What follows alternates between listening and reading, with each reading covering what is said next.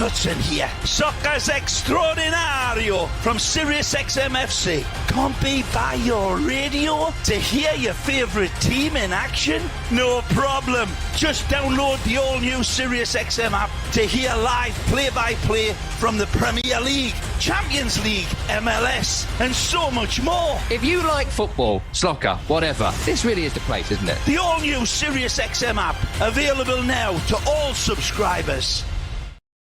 Edition. Ta-da. Okay, here we go. Josh Colker, you set? Very, very set, guys. Yes guy, no guy number one. The Leafs will surprise at the trade deadline. Oh, that's a hard no guy for me. I think they're destined to just add around the margins. It's no secret that Brad Treliving, as a general manager, is in or has made a call on everybody available. That's fine. But I think they look at their holes and think they're not that far away. Right, they're not in need of a first-line winger, a top pair defenseman. I mean, I suppose they are, but I also don't think they have the assets to surprise. So I think this is more about, them just not being able to spend in the way that would justify that kind of surprise. Go ahead, sir. Yes guy, no guy. There was some debate leading into the game as to who would lead the Leafs out on the ice. It was Joseph Woll, so yes guy, no guy. Joseph Woll, tonight's starter, is going to be the Game 1 playoff starter for the Leafs. Yes guy, I've always believed that. Yeah. If he's healthy, he's the guy. Yeah, and the great news is that Sammy is... I'm going to say just maybe a notch lower than him, but not by much. There's not much difference between the two is a nice way to say it. And that's a nice place for this team to be. Well, what's really interesting to me is Sheldon Keefe said this morning that with regards to the goaltenders, he was going to let the schedule dictate games. Now the way it lines up, you're going to have Joseph Woll starting against the Bruins, Ilya Samsonov against the Sabres, Joseph Woll again against the Bruins. What does that tell you about who Sheldon Keefe wants to get a real look at come playoff time? All you have to do is listen to Yes Guy, No Guy, and you get the answer. That's why I'm here, guy. Yeah, I thought so. Yes Guy, No Guy. The forward unit for the Leafs will stay as is after the deadline. It's got to be a no guy for me. That doesn't mean it's going to be a massive addition. I think Brad Treliving looks at this team and says depth is what we're after here. Right? He knows, again, I said this before, that if the Leafs are going to play that hardened style of game that they have to in the playoffs, that lends itself to injuries. So in that regard, you have to add to prevent yourself against those injuries. So I think you're going to add, is it going to be a top six forward? Probably not. I think someone maybe slots in that kind of 9-10 role, somewhere around there. And this could be an addition that comes in at the 11th hour.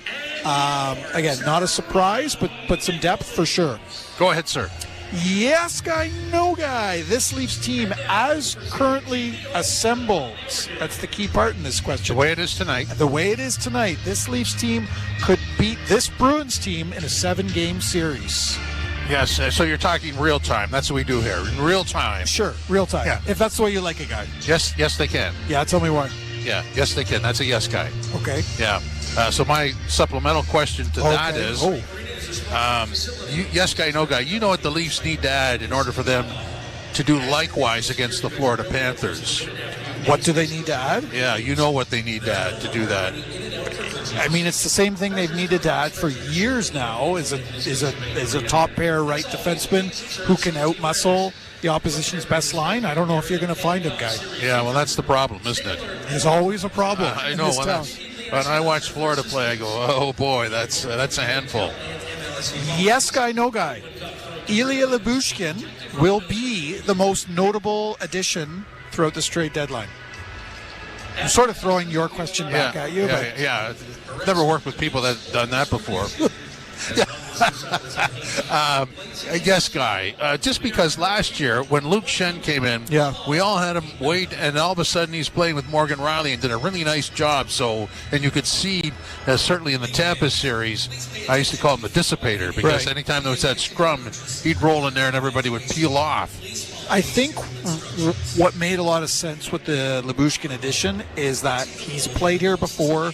He's familiar with the city. He's familiar with the staff. He wants to be here. Wants to be here. He's familiar with the surroundings. There's a comfort level that shortens the time you need to acclimatize. I know I keep going on about that. But I think that's really, really important. We're not talking about a 22-year-old moving from one city to another city, and it's all a blur. We're talking about a family man, right? We're talking about someone who is bringing baggage with him, and it's important to be able to land somewhere and say, I feel comfortable here, my family feels comfortable here, and when your family feels comfortable, you can perform at your best on the ice. And I think that's why that's partly why the Lyubushkin addition made a lot of sense. Is it the exact player they need? No, but it feels pretty good, guy. I'm glad you brought that stuff up because it's like a major problem for somebody's family at the trade deadline. They're scattered all over the place. You've got all these things you have to tie together, and it's difficult. It matters. Again, like I don't think people give that aspect of it enough time in the limelight, because when you wake up one morning with a family of, let's say, 1-2 children, and you drop them off at school one day, and you get a call, and you have to say, either A, we're pulling you out of school today, and we're going to uproot our entire family, or I'm going to move away and not see you for a few months. Or Dad's going away for this trip that he has to do for his job. Yeah, that's very disruptive, one way or the other. Yeah, I wouldn't want to be away from my family for months at a time. I'm sure they'd love to be away from me, but I wouldn't want to be away from them. It would impact my game, as it were. There goes pizza night. Right, exactly. I think it's your turn, Guy. It is, and I'm going to bail because I want to hear what Coach Keefe has to say here on Lyubushkin, who got rocked on Saturday night. Practice yesterday is going tonight, and so here's Coach Keefe on the relief of Lyubushkin being all set to go tonight. Yeah, for sure. He was feeling good after the game the other night and feeling good again yesterday, feeling good again today. All the protocols he was unable to get through on Saturday, he was able to get through yesterday and today as well. So if he continues to respond well after this skate here today, then he'll be good to go. I guess as it turned out, is a lot of the discomfort he was feeling was coming from some neck and shoulder issues that were causing some discomfort in the head, but they seem to got that settled down.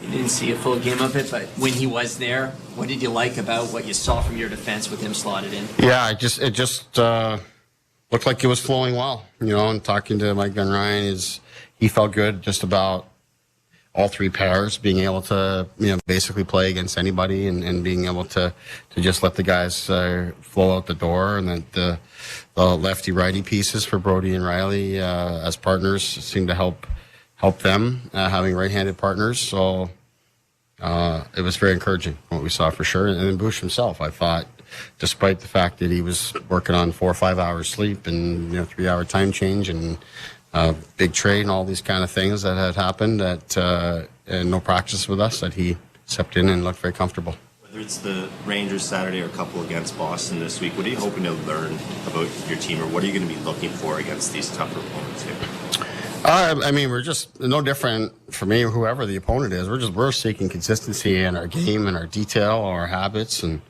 that has certainly improved no matter who our opponent has been. Liked a lot about our game the other night.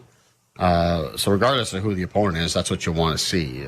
But obviously when you're playing against top opponents, there's all those details are that much more important. But I think as we've seen over time, games against these types of teams don't seem to be issues for us in terms of being ready and being prepared and having those details. It's those details, we want to have it consistently all the way through. It's a good challenge, a good team.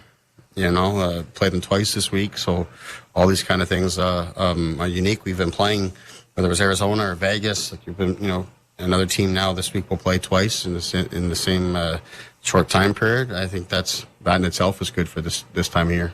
There's a lot of talk about Boston struggling, but when you look at what they did last year and first part of this year, obviously you have to be wary of them.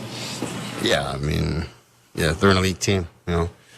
Boston struggling is teams barely being able to beat them in overtime or shootouts or whatever. They are in every single game. They make it very hard to play against them. So never an easy night. That's Coach Keefe getting set for the Boston Bruins' first of two meetings this week. Let's return to Yes Guy, No Guy. Yes Guy, No Guy should have been a major penalty on the Labushkin hit. Yes Guy. He leaves his feet, charges. Steps, leaves his feet, high contact. What else do you need? It's really starting to feel like Leafs fans have reason to feel grievances against NHL refereeing, airing of grievances, the Department of Player Safety. Like it's crazy how things don't go against them. Now, I suppose if you're the Leafs, you feel good that Ryan Reeves went after Rempe after, which was a heavyweight tilt. Well, there were some heavy punches. Ryan Reeves said this morning that he didn't get to sleep until 6:30 that morning after fighting him because his adrenaline kept going. Wow. Look. That was only 30 seconds. Sure, it felt like a lot longer. Yes Guy, No Guy. I'm going to bring him back up. Yes Guy, No Guy. Nick Robertson is in the Leafs playoff lineup. All due respect to him, I'm going to say No Guy. Okay, why Guy? I just think that they just need a much more physical player than what he offers that way. What is Nick Robertson's best attribute? Speed. Come on. Speed. Come on, Guy. Puck, the shot, goal scoring. Yeah. How many goals per game did the Leafs score against the Florida Panthers in the playoffs? Again? Two. Yeah. Goals for 2. Yeah. 2. Yeah. You cannot win hockey games in the playoffs scoring 2 goals a game. You need goal scorers in the lineup. I know, but this is a hill that I'm not ready to die on, but I am ready to get an injury on here. Subversive Yes Guy, No Guy. I think Nick Robertson has to be in the playoff lineup. He's a goal scorer. The Leafs are going to need goals as proven. This is not an unfounded theory. As proven come playoff time. Matthews, Marner, Nylander. I rest my case. Coming up next, we'll set up the opening face-off for you. This is Leafs Game Night on TSN 1050 and the Leafs Radio Network. Do you love deli meat but are careful about your sodium intake? Try new Schneider's Deli Meat with the delicious taste you've come to expect from Schneider's. Now with 25% less sodium than regular deli meats. They're crafted in Canada using only Schneider's premium cuts of meat, and they're an excellent source of protein. Try all 5 new deli meats, including smoked Black Forest ham and herb turkey from Schneider's. Trusted by Canadians for over 130 years. Brand power helping you buy better. Unhibernate. Verb. To laugh in the face of snow because you drive a Subaru. As in, when I unhibernate, I have the roads all to myself because my Subaru has symmetrical full-time all-wheel drive and others don't. Or, the award-winning safety in my Subaru means I can unhibernate all winter while my neighbors stare longingly from their bedroom windows. Or my favorite usage. I am going to unhibernate this winter by visiting my local Subaru dealer today. Welcome to Uncommon Winter Confidence. Has the everyday got you feeling a little overwhelmed? Yeah, we get it. Stop scrolling through endless cat memes and start scrolling through deals with selloutvacations.com. Okay. Cuba's old world charm, Mexico's archaeological wonders, and the Dominican Republic's endless beaches? At what price? Woo! It's time to book. See? Stop feeling overwhelmed and start feeling empowered. We got deals with all the right feels. Book in store, over the phone, or at selloutvacations.com. Did you fix that leaky tap? Uh-huh. How about that loose doorknob? Uh-huh. Right now, we can get a free medium pizza from 2-for-1 Pizza. Did somebody say free pizza? See, it's not just the kids that have selective hearing. Right now, get a free medium one-topping pizza with a minimum $25 purchase before tax and delivery. Limited time offer. Online orders only. Visit 2for1pizza.com and use coupon code FREEM. 2-for-1 pizza, 2-for-1.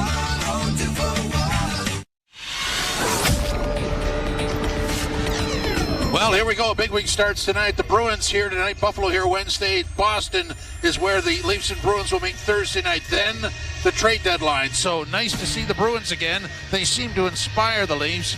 And we ask the question, what will happen here tonight? Well, let's find out. Molson Canadian Leafs hockey starts now. It's time for Molson Canadian Leafs hockey on on TSN 1050 and the Leafs Radio Network. The Leafs live here. Oh, yes, they do. Welcome back inside Scotiabank Arena. It's Molson Canadian Leafs Hockey on TSN 1050, the iHeartRadio app, and the Leafs Radio Network. Jim Taddy, Josh Cloak from The Athletic, and Joe Bowen and Jimmy Ralph standing by with their accounts and descriptions. The starting lineup is brought to you by Molson. Whether it's Canadian Ultra, Export, or Excel, there's a Molson with your name on it. And for the Leafs, familiar lineup: Matthews centering Marner and Nyes, Domi between Nylander and Bertuzzi, Tavares centering Yarncrow and McMahon, and Cam centering Reeves and Holmberg on the blue line, Brody Liljegren, Riley Lyubushkin, Benoit McCabe, Wall in goal. And Josh Cloak, what do you make of all that? Again, I said it before, but Joe Wall as your starter against the Boston Bruins and likely getting a start on Thursday against the Bruins, that says a lot to me about the coaching staff's confidence in him as a possible playoff starter. And great to have Lyubushkin back in after he got rocked on Saturday night. So looking for more from the Riley Lyubushkin tandem, much like Morgan Riley and Schenn last year, and like Morgan Riley and Lyubushkin the year before. You need someone like Ilya Lyubushkin to play a solid, no-nonsense game that allows Morgan Riley to do, and I'm going to quote our good friend Jonas Siegel here, allows Morgan Riley to do Morgan Riley things, which is going deep into the offensive zone, taking liberties with the puck, looking for lanes that other defensemen can't see. You need someone there that is confident and comfortable just kind of sitting back. And I think that's what Ilya Lyubushkin can do. He can kill penalties. I think tonight will be, hopefully, in his first full game, assuming he makes it through the full game. Tonight will reveal a lot about what he can bring to this team. And yeah, I think that familiarity is a really big piece of why he was acquired. And I think if we went back to the start of the year, Brad Treliving called it snot that he was adding. You wondered if it was enough on the blue line, but Benoit is taking care of that. You add in Lyubushkin, and when you look at the six that are in this game tonight, those are three really good pairings, and they're almost equal pairings, aren't they? Well, yeah, I'm looking at your handy little write-up there. You've got Riley Lyubushkin second. You've got Brody Liljegren first. You've got Benoit McCabe third. I think you can you're getting to a spot where things can be a lot more balanced. Benoit McCabe, I think, really, really helps that. It's remarkable to me that Simone Benoit coming into the season, we were talking about him as a Marley, right? But now him and McCabe have formed arguably the most reliable pair. I know there are some that believe Simone Benoit shouldn't be in a playoff lineup because he's never played a playoff game. Yeah. Right? Let's not forget that. Yeah. Jake McCabe didn't last year as well. I think you're seeing a playoff-ready pair in those two, a real no-nonsense pair. You'd like to see a little more offense from Simone Benoit, but again, I think you're right. The Leafs are getting to a place where their decor is as solid as it's been all season. And what's important to remember here, we don't know how serious the injury is to Mark Giordano, but you have players that can provide the depth. I think William Lagesson can provide some depth as well. So you're in a place, a far better place than you have been. Well, I like the tandems, and when I do a blue line rating, it's never one defenseman. It's how do the two play together, and if it's not a good match, then both of them are not going to look good. But when you look at those three pairings, you could see how they work, and they've got really good chemistry. You know what's most notable to me, though, looking at that? TJ Brodie playing his natural side. Yes, there was a time when TJ Brodie was considered one of the better kind of stay-at-home right defensemen in the league. But as he's gotten older, right, it's been harder for him to keep up playing his offside. He looks so much better, so much smoother, so much more fluid with the puck on his natural left side. We saw that against the Rangers, where he had to move to the right side with the puck, and he inadvertently gave it away, led to a breakaway against. That's concerning, so keeping TJ Brodie on the left side is going to be really, really important for Sheldon Keefe. Just over a minute to argue this. But when I look at a minute, guys. Yeah, but when I look at that setup on the blue line, and everybody wants the top four guy to come in, I don't see it. Well, again, you are wondering who's going to come out, and it feels like Timothy Liljegren. I don't know. Yeah, I know, but now that's a tough one. Now you're essentially agreeing with me, which is a wonderful thing to do, that you don't want to mess with the synergy of a team all that much. No, you don't. Right? I just think because you don't know that the fit's going to be right. I mean, you could bring in a name and all of a sudden, wow, that didn't work, and you're out in the first round. And you can't mess with that. It's concerning when you have guys that have to be coming in and out of the playoff lineup. They don't feel stable. So I agree with you that if this is your 6, you better be comfortable sticking with this 6 from games 1 to 7 from here on in. Yeah, okay, so we'll leave it at that. And Wall's starting tonight, and I like what you said earlier. I mean, this is it's come a long way in a week's time. Well, you like all what I said earlier, like just to be sure. Yeah. You said that he's going to be the starter in the playoffs. I think they're trending that way, especially with these 2 games against Boston this week. Yeah, absolutely. So we'll leave it at that. Coming up next, the opening face-off. This is Walsh Canadian Leafs Hockey on TSN 1050, the iHeartRadio app, and the Leafs Radio Network.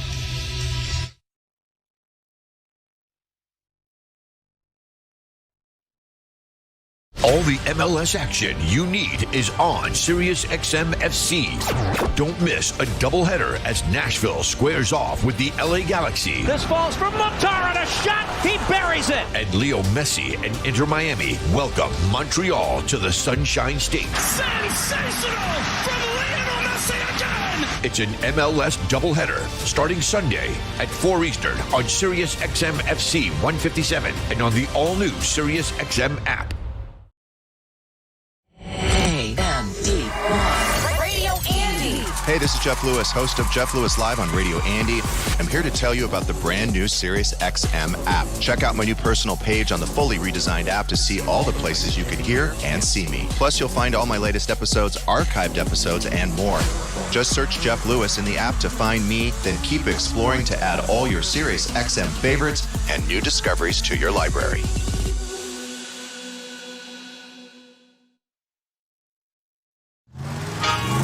Feel the thrill of the open road and the frosty chill of winter.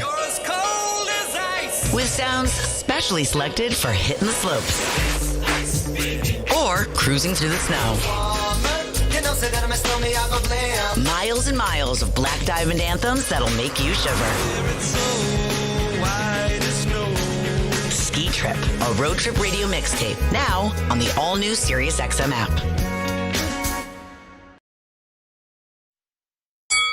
Don't miss a Premier League title fight this weekend on SiriusXM FC. Into him again. Haaland! And it's in for number 5. Manchester City are the undisputed kings of the Premier League, but Liverpool have dreams of sending off manager Jurgen Klopp with another league title. The roof has come off on field. Liverpool, Manchester City. It's the biggest game of the Premier League season. Sunday at 11:30 Eastern on SiriusXM FC 157 and the all-new SiriusXM app. Build a championship fantasy baseball team with the advice of SiriusXM Fantasy Sports Radio. Ronald Acuna should be the first overall pick. Ronald touches them all. Hear winning strategies and player projections from former big league general managers Jim Bowden and Steve Phillips. Soto, I believe, is going to have the best offensive season he's had in his career. Get ready for your draft by listening to our experts draft right now on the all-new SiriusXM app. And catch all of your fantasy baseball talk on Fantasy Sports Radio, Channel 87. IndyCar is back on NBC and streaming on Peacock. Here we go.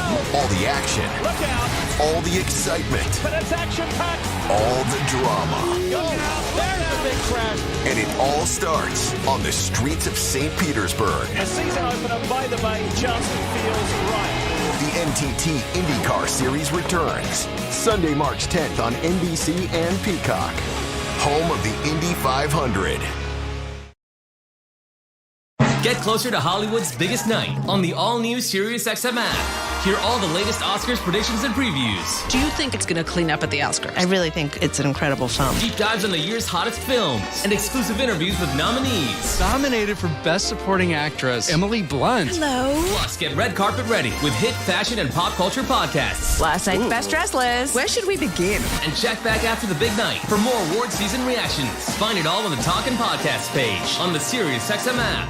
And the Boston Bruins tangling here for the third time this season and for the first time in, 3 games that they will be meeting one another. A return match getting set for Boston here later in the week. Leafs to the right and the Bruins to the left. And the puck is dropped and we are underway, and you're glad we are along with you as it is sent down into the Boston zone. Goaltender Jeremy Swayman gets the start in goal for the Bruins, and it's Joseph Woll for the Maple Leafs as Pasternak sends the puck in, a goal! Oh, and a good blocking save with the arm by Woll. First good scoring chance there goes to Boston. Bruins get the puck out at center and brought back in offside by Pasternak. Well, welcome to the game, Joseph Woll. Why don't we get you right in? Yeah, let's just say a little breakaway from inside the blue, and David Pasternak makes a great pass, but no Leafs are in the middle of the ice. As it was Liljegren and TJ Brodie were both fanned out, and the closest to coming back, I believe, Joe, that was Kelly Yarncroc was the closest Leaf to negating the chance, but Joseph Woll had to make a huge blocker save to keep this game scoreless early. Played in over the line. Lyubushkin gets it ahead for Nyes. He's going to backhand it deep into Boston territory. Swayman played it into the corner. Leafs Matthews got tangled up there. The puck pushed out at center ice, and the Bruins get it down into the Toronto zone. Woll out of the cage, left it there, and it is around the boards and now taken to safety by Riley, who finds Marner on the right wing, who will get it down into the zone. Nyes into the corner after it. Puck comes back up along the boards. Trying to play it out as Shattenkirk. Forced in deep then by McCabe. Punched around the boards it'll go. And now Brandon Carlo for Boston, stretching things out as both teams are changing. Glad you're along with us. The Leafs trying to close the gap on second place Boston in the East. And the Bruins have kind of staggered a little bit here in the last little going, and the Maple Leafs have been pretty hot. Cleared to the near boards. Domi unable to track it down. Grzelcyk will play it back for Boston as they come to center ice. Brought to the line and in by McAvoy, but turned over. Brought back in over the line for Bertuzzi from an angle, and a blocking arm save made by Swayman. Puck goes to an open wing. Domi brought it in offside, and the linesmen, who are Devin Berg and Ryan Daisy, and the referees John McIsaac and Eric Ferlat.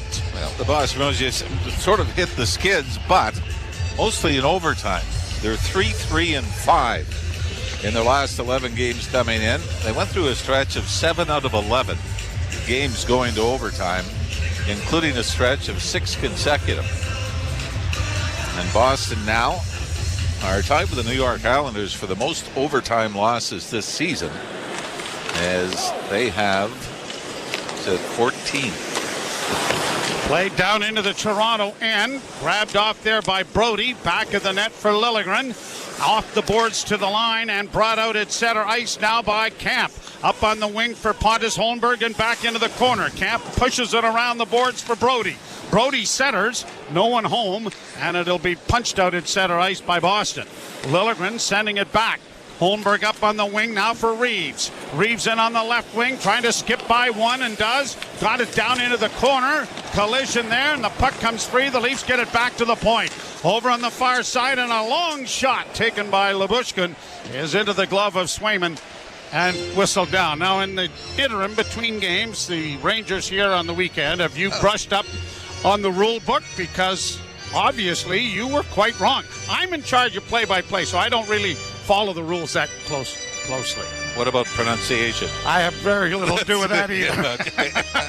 Now, what are you referring to? I'm referring to that the Leafs should have gotten a penalty shot when there were too many men on the ice in the end of the... I knew that. I had no idea that was a rule. It wasn't until I got back and watched the late game that they brought it up. Yeah. And somebody suggested that the Leafs should have known the rule. I suggested that's true, but so should the officials. I think above you and I. And maybe the guys in the penalty box, too. We might as well get everybody involved in this. Now, I guess the argument could be, was it really deliberate? Right? It's got to be deliberate. Well, it was deliberate. Well, we don't know that. Well, I think it does. Point shot deflects wide of the Boston goal to the near side. All I could think of was that somewhere Roger Nielsen was smiling. Right? If anyone would have thought about having that not be a rule and how I can take advantage of that, it would have been Roger. A centering pass goes by everybody, is going to slide all the way back down into the Leaf end. And I do think, Joe, that Roger was involved with something maybe with Peterborough. Where they were down 5-on-3 late. He just kept throwing extra guys out. On. Exactly. Take another too many men on the ice penalty. Yeah. Play it around the boards to the left wing side.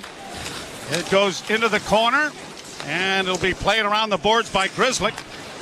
And the Leafs get a stick on it, and Marner brings it right back in again, but he had it knocked off his stick to the far side. Centering effort goes to Nyes. Dropped it back to Marner. Marner working to the line, got it off on the wing, and a shot by Matthews. Just went off a body, and then trying to tip it home there was McCabe. Kept in by Nyes at the blue line. Nyes backhands off the skate of Matthews. It goes to the side of the goal. And now the Bruins are going to be able to break it out. And it'll be fed by DeBrusque down into the Toronto zone.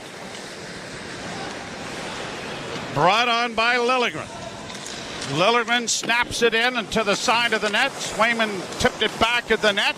Shattenkirk starts out with a pass at center, intercepted by Nylander, fed off to Domi, fed into the corner. Nylander's first to the puck in against Shattenkirk.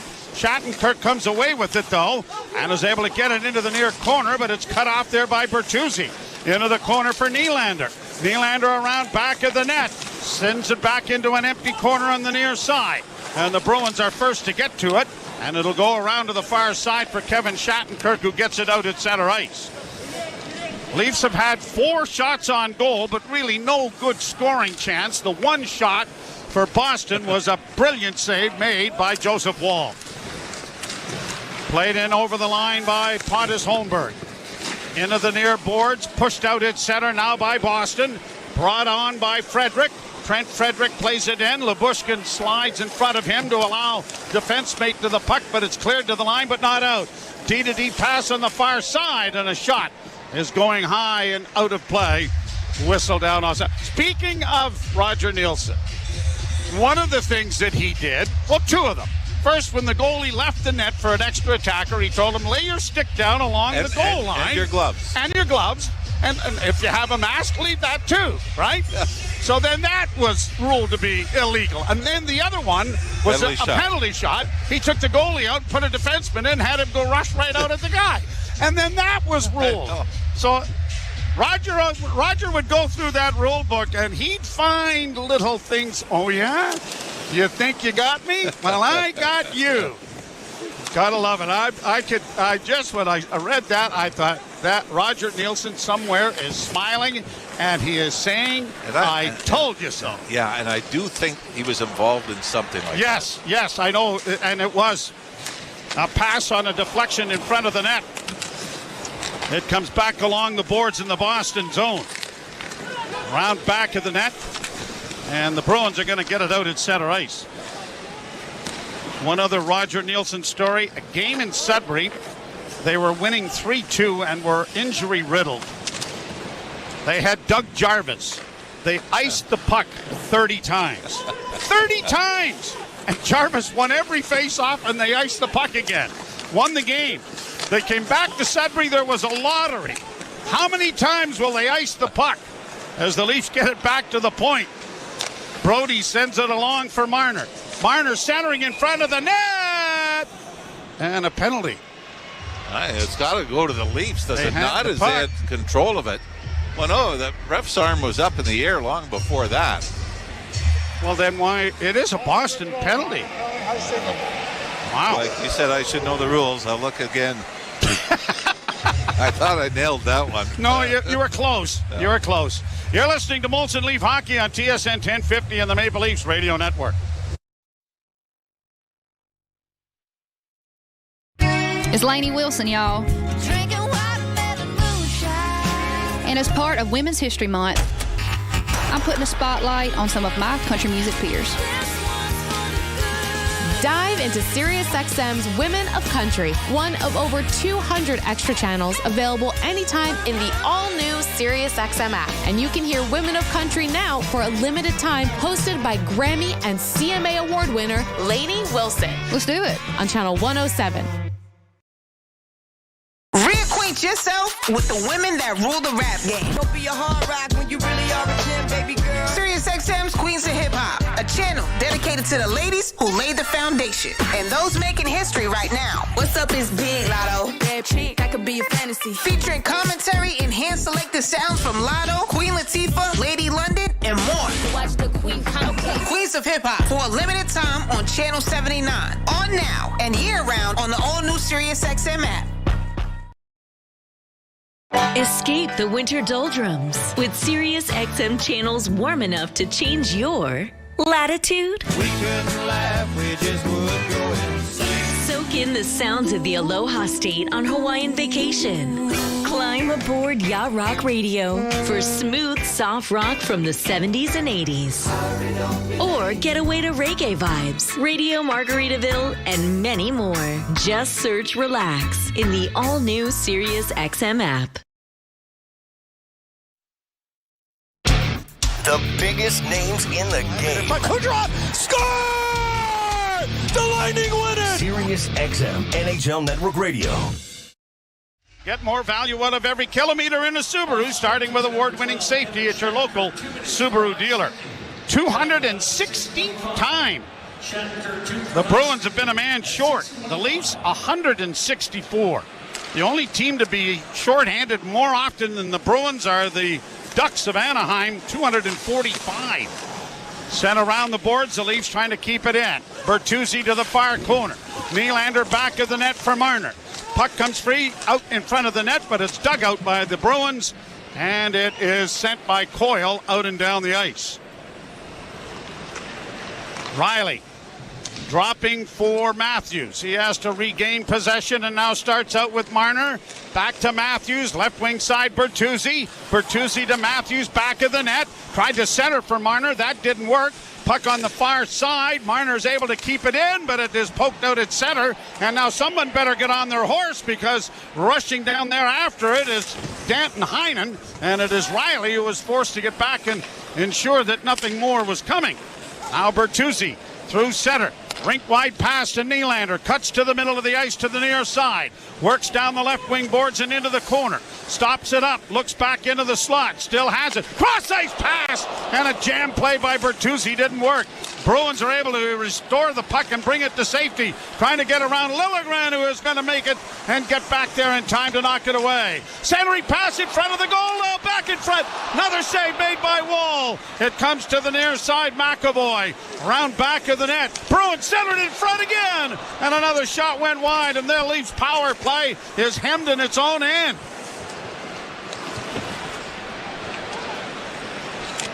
Now they're getting some changes.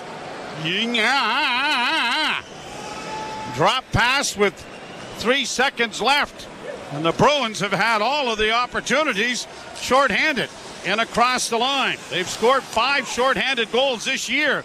And Brad Marchand has 35 career shorthanded goals. Played out at center ice by the Bruins, but intercepted by Tavares. He brings it in on the right side. Leafs trying to get wide. Tavares takes a hit to make a pass. Gets it back to the point, and the shot went just wide of the Boston goal. Bruins get it out at center ice. And it is Benoit pinning his man to the boards in Marchand. And it is brought back now by the Leafs. One of the Bruins fell behind the Leaf goal and is slow to get up. Played around back down into Boston territory. That was Pasternak who went for a sprawl. Shot into the Bruins end. Leafs have to tag up. 10:43 to play, first period, no score. I've been playing a little possum too. On the right side for Geekie, a long shot. Big rebound off of Wall, cleared to the near boards. Back to the point. Lowry to the far side. A shot doesn't make it through. That was blocked by Reeves, who has thrown his glove and stick to the ice and gone to the bench. That hit him right in the hand. Pass to the right wing side.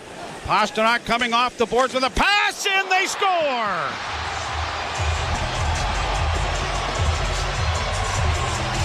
Morgan Geekie going to the front of the net, and a great goal mouth pass and a tip opens the scoring for Boston 1-0. And really, the Leaf power play has set all of this up. The poor defensive zone coverage. Here you had Lyubushkin and Morgan Riley basically sandwich James Van Riemsdyk at the same time in front of the net,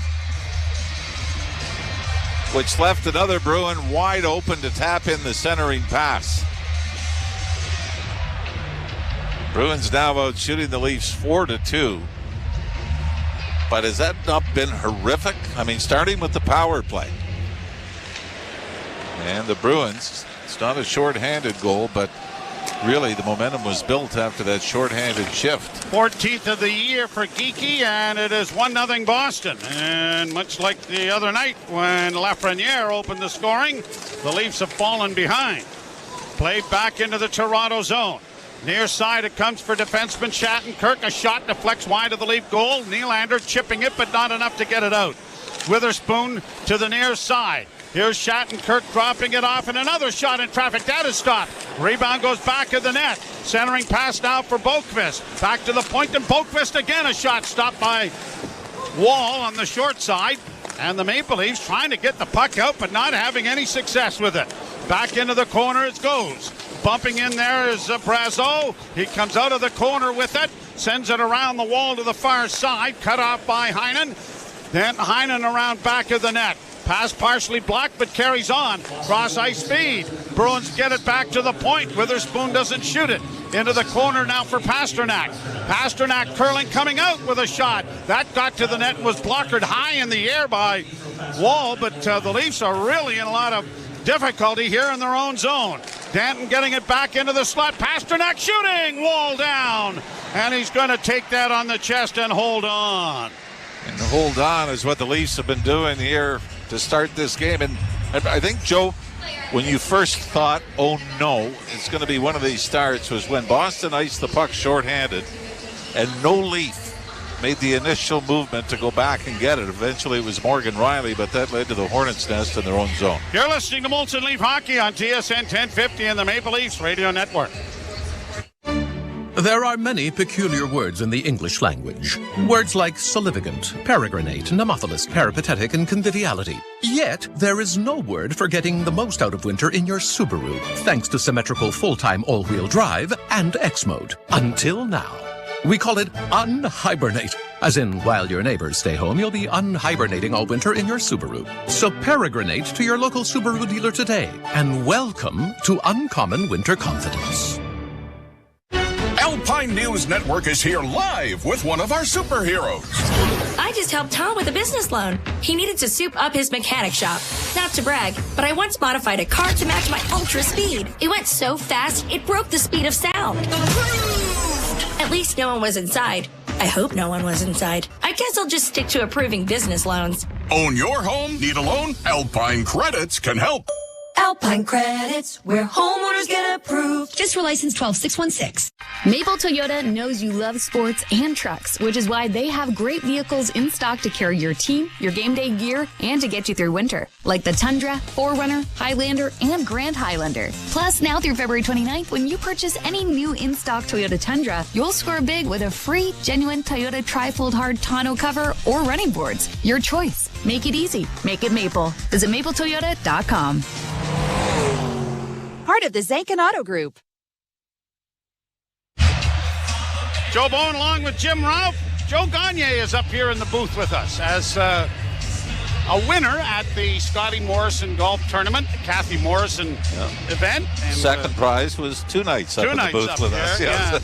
Well, get to sleep over, though. Face off in the Toronto zone to the left. A 1-0 Boston lead. Geekie with his 14th of the season. The draw to the left of Wall. And the draw scrummed, but poked by Matthews back of the goal. Near side for Benoit, who got it out at center. Nyes got it in over the line, but it's a delayed offside. The Leafs have to tag up. And the Bruins with DeBrusque getting it down into the zone, and a slashing penalty is coming here as Brad Marchand's stick was slashed in half. That's usually an automatic. By the way, it is amazing how everybody seems to go on hot streaks. As you mentioned, Morgan Geekie's 14th of the year. That is his 5th goal now in the last 7 games, which included a 3-goal game against the Vegas Golden Knights. McCabe gets the penalty for slashing, and it comes at 11:24. Probably one of those, if the stick doesn't break, it's fine. Not a penalty. Yep. Penalty kill brought to you by CMC Markets. Take your trading to the next level with $0 commission on stocks. And the Leafs trailing by a goal. The Bruins, Marchand with a shot in traffic, and Wall able to take that on the chest and hold on. Boston's power play, 8th overall, just 2 for 12 in their last 5 games. But David Pastrnak might be a guy you want to watch. 11 goals on the season for Pastrnak, coming with the extra man. Draw one by Toronto, but not cleared. Bouncing puck. Marner couldn't get it out. Then it is stolen back by the Maple Leaf, and he's able to bank it off the boards and send it out and down the ice.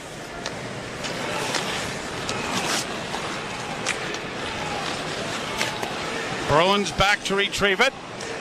Coming through center. Pastrnak to the line and in along with Coyle to the left wing side. Puck poked to the near boards. Leafs get there first, but now can they clear? And they're not going to be able to, as Brody thought he was interfered with. Then a shot is blockered away nicely by the glove of Wall. Puck now stolen by the Leafs, and a short-handed rush, half-hearted, as changes were in need, and Lyubushkin just sends it out and down the ice. I do believe Lyubushkin has a short-handed goal. I think it might have come as a member of the Buffalo Sabres. On the boards for Nylander. He has 3 short-handed goals. Tripped up there by the Bruin, but no call. Here's Pastrnak in on the right side, trying to drop it back. Played ahead on the boards by the Leafs, but not far enough to get it to Willie. Now brought into the short side by DeBrusk in front of the goalie. Score! Pavel Zacha in front of the net is able to lift it over the shoulder of Wall. And the Bruins have jumped to a 2-0 lead. And again, similar coverage to the goal they gave up earlier that made it 1-0. You have 3 Leafs at the top of the blue paint with 1 Bruin, which would lead you to believe there's 3 more Bruins wide open somewhere, and that was Pavel Zacha, who took the pass in the high slot. But nobody looking around for coverage. Everybody watching the puck.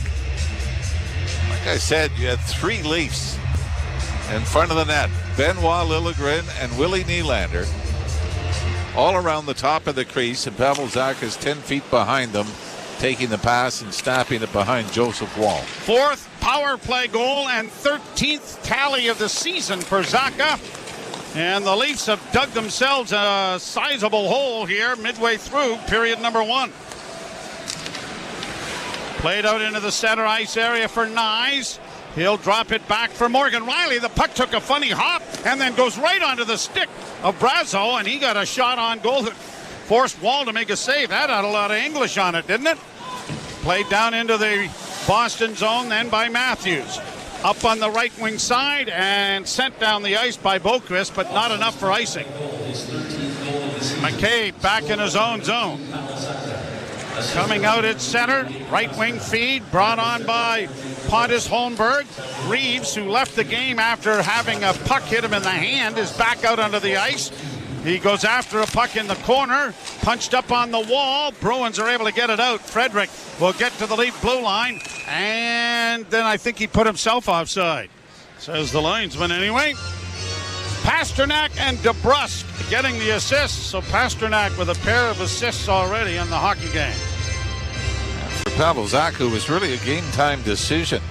Play tonight, that's his first goal in his last 12 games, 4th power play goal on the year.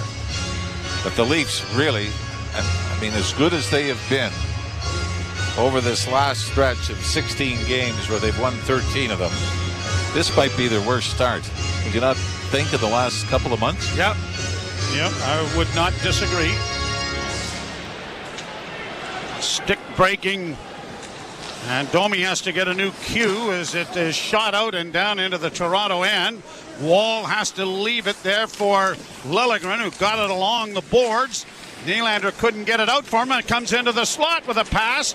That's broken up as it comes back along for Geekie, who plays it back of the net. Van Riemsdyk, the former Leaf, sending it around the boards to the near side. Geekie trying to get it back behind the net. Van Riemsdyk in the far corner now with it. Van Riemsdyk trying to play it along the wall, gets it back of the Toronto net, but it's cut off there by Brody, who finds Bertuzzi at center, and an errant pass that Domi's trying to hustle to and is able to steer it free. Got it back to the point. Now a shot from the defenseman Lyubushkin was an easy blocker save for Swayman, and up into the screen it goes. There's only the third shot on goal for the Leafs in the opening period. 12-4. Well, no, they're saying it's the fourth.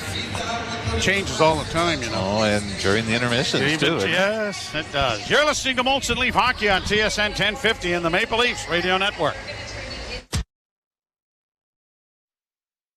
Soccer's biggest stars and most iconic clubs clash in the UEFA Champions League. And all the top matches are on Sirius XM FC. This is Lazio's biggest penalty of the season. Immobile beats Neuer. Italian side Lazio shocked Bayern Munich in the first leg. Can the German Giants overturn the deficit and punch their ticket to the quarterfinals? Harry Kane finishes off the game. Bayern, Lazio, Tuesday at 3 Eastern on Sirius XM FC 157 and the Sirius XM app.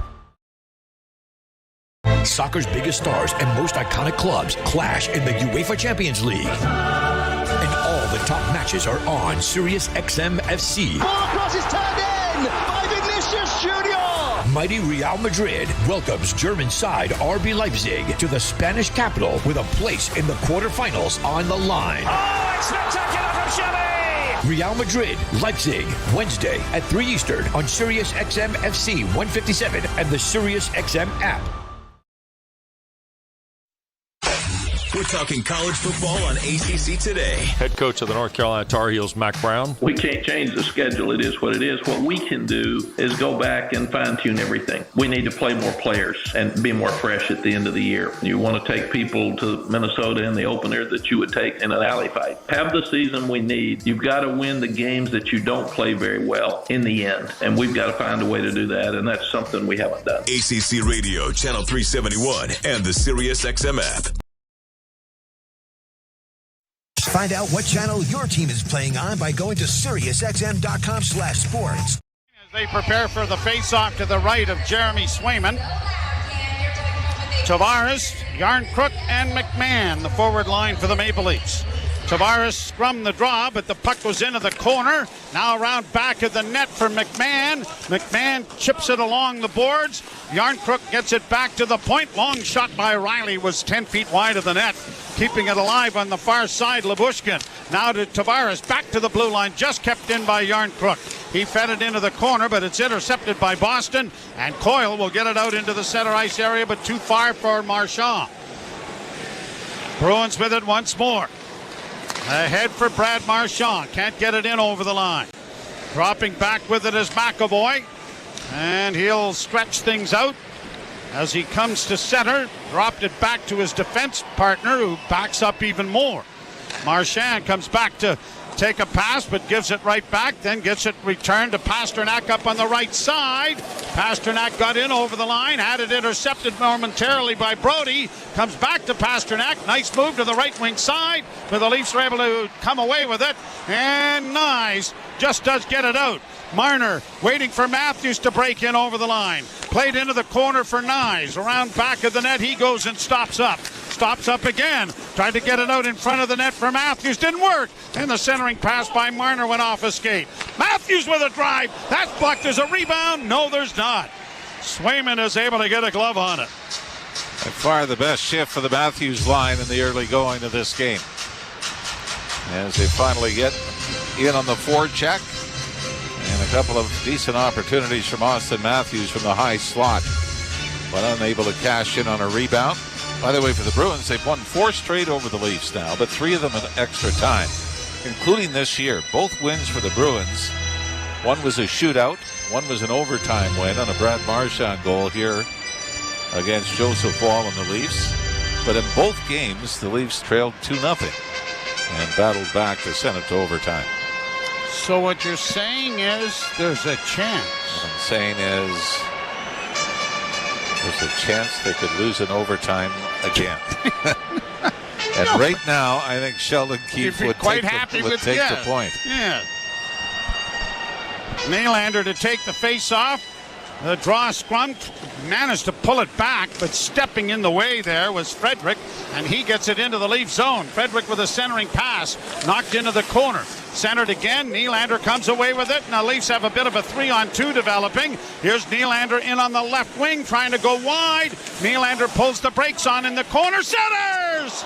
And Domi got it away in a hurry, but Swayman came across and was able to take it on the chest and then grab the rebound.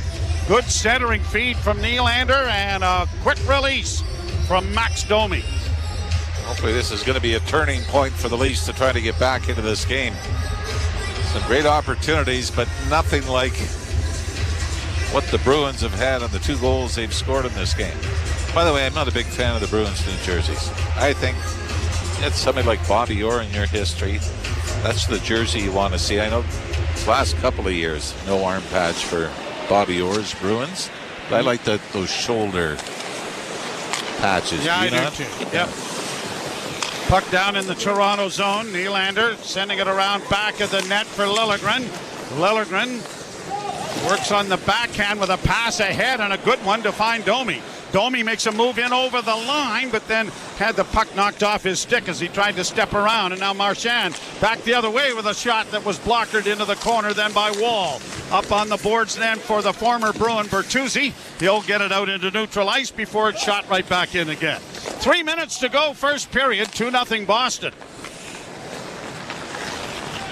Brody ahead for David Kampf. Chipped in over the line and into the left wing corner, and hustling in there after it was Pontus Holmberg. So was Reeves. A centering pass comes in front of the net.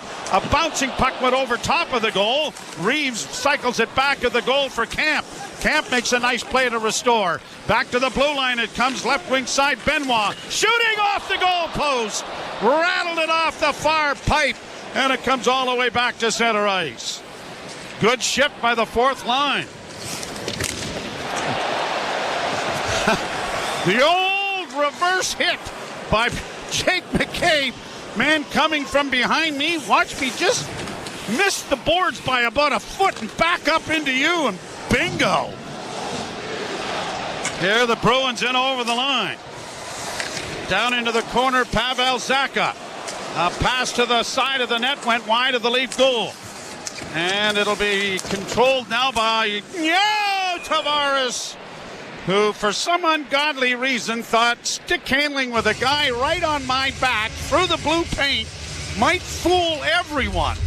I think at first he thought he'd go behind the net and changed his mind at the last second, and Pavel Zacha stayed right with him. And fortunately for the Leafs and Joseph Wall, that clanked off the near post and stayed there.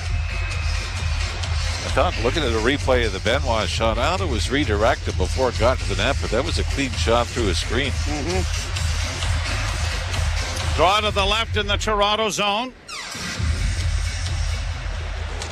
Pushed up on the boards. The Leafs are able to get the puck to center ice, but the Bruins get it right back into the Leaf end. Zacha hustling after it. Liljegren reverses it for Brody, and Brody steps out in front of his own goal to the blue line. Left wing feed for Tavares. Captain brings it in, tried to make a move on the defense. That didn't work, but pinching down was Brody to keep the puck alive. McMahon into the corner. Comes out in front with a shot. There's a rebound in front of the scramble, and the Bruins are going to take it to safety and get it out at center ice as Van Riemsdyk plays it down into the Leaf end. Couple of decent scoring chances for Toronto. One off the pipe and that scramble right there, but still a 2-0 Boston lead as we are almost into the final minute. Matthews gets in over the line. Played to an open wing far side. Nice. Back to Marner. Swung around on the boards for Matthews. Back to the point. Riley. Shot coming. And that made it through, and Swayman had the stick down to make a save. Now Marner trying to outfight his man for the puck. Does back of the net. Took a high stick. Penalty coming to Boston. Here's Marner with it on the far side. Why did they blow the whistle again? That's twice now. The referee is patting his chest as if to say either it's my fault or look up the rule. But this is twice, and they're only going to call it a 2. And again, the 37.7 seconds left. I mean, that's rather significant. Get the goalie out for the extra man. I almost thought that they were going to call a penalty for embellishment. Brad Marchand, and I think everybody's asking the same question. Why did you blow the whistle? So we're watching it again. Marner takes the high stick, and whistle blows. Very, very strange, and fortunately, we won't get an explanation because no one's allowed to talk to the officials after the game, which is great. Draw one by Toronto. 36 seconds left in the period. Near side, it goes to Nylander. Down into the corner to Marner. Return to Nylander near half boards. Still with it. To the middle of the ice to Riley. Far side, and a one-timer is swallowed up by Swayman after Matthews got it away from his favorite spot over on the right wing circle. Well, hopefully the Leaf power play can redeem itself. Even though they didn't give up a shorthanded goal on the first goal, it was really the shorthanded opportunities for Boston that really set up the momentum swing in this game. Brought to you by your Ontario Subaru dealers. Face off to the left of Swayman. 24.2 seconds left. Pushed back at the net, rattled around the boards, cut off by Nylander to keep it in. Over on the far side, Riley back in front of the net. Matthews couldn't get a stick on it. Nylander along the boards for Marner. 12 seconds left to Nylander. Nylander goes wide. Centers in front of the goal off a skate. It goes in front of the net, and a fanning pass goes right by Matthews, and that will end the period. Boy, Tyler Bertuzzi, a smart little play. When he jumps on a rebound with traffic in front, instead of trying to force it through the pad of Swayman, dropped it back to Austin Matthews, but pass was maybe 6 inches off from being right onto the tape of Matthews, more into his skates, and the opportunity goes for naught. So the Maple Leafs trail 2-0 after one period of play. You're listening to Molson Leaf Hockey on TSN 1050 and the Maple Leafs Radio Network.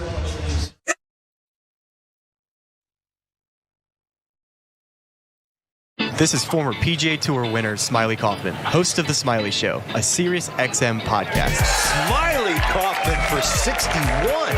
I've got boots on the ground at every major tournament, which means each week I'm bringing you insights straight from the course and conversations with my friends on the PGA Tour. Because what's better than golfing with your buddies? Listen to The Smiley Show right now on the SXM app, available with all trials and popular plans, or wherever you get your podcasts. That's SMYLIE.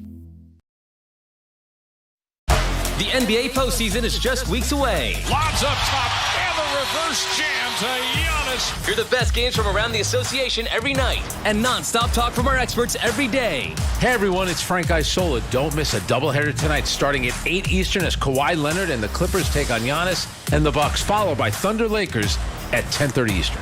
Your 24/7 home for hoops is Sirius XM NBA Radio, channel 86 in the car, and on the all-new Sirius XM app.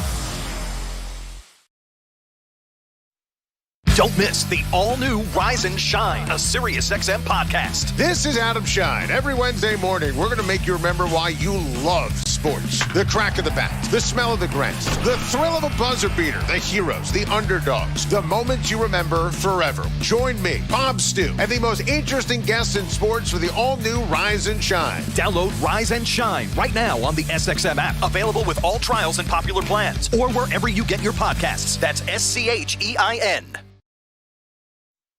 Welcome, everyone. This is Dave LaGreca here, letting you know that Busted Open is now live 7 days a week. So join myself as well as Hall of Fame wrestlers like Bully Ray, Mark Henry, Mickey James, and more for knowledgeable pro wrestling talk, entertaining debates, and interviews with the biggest names in the game every single day of the week on the SiriusXM app, available with all trials and popular plans, or subscribe to YouTube or wherever you get your podcasts.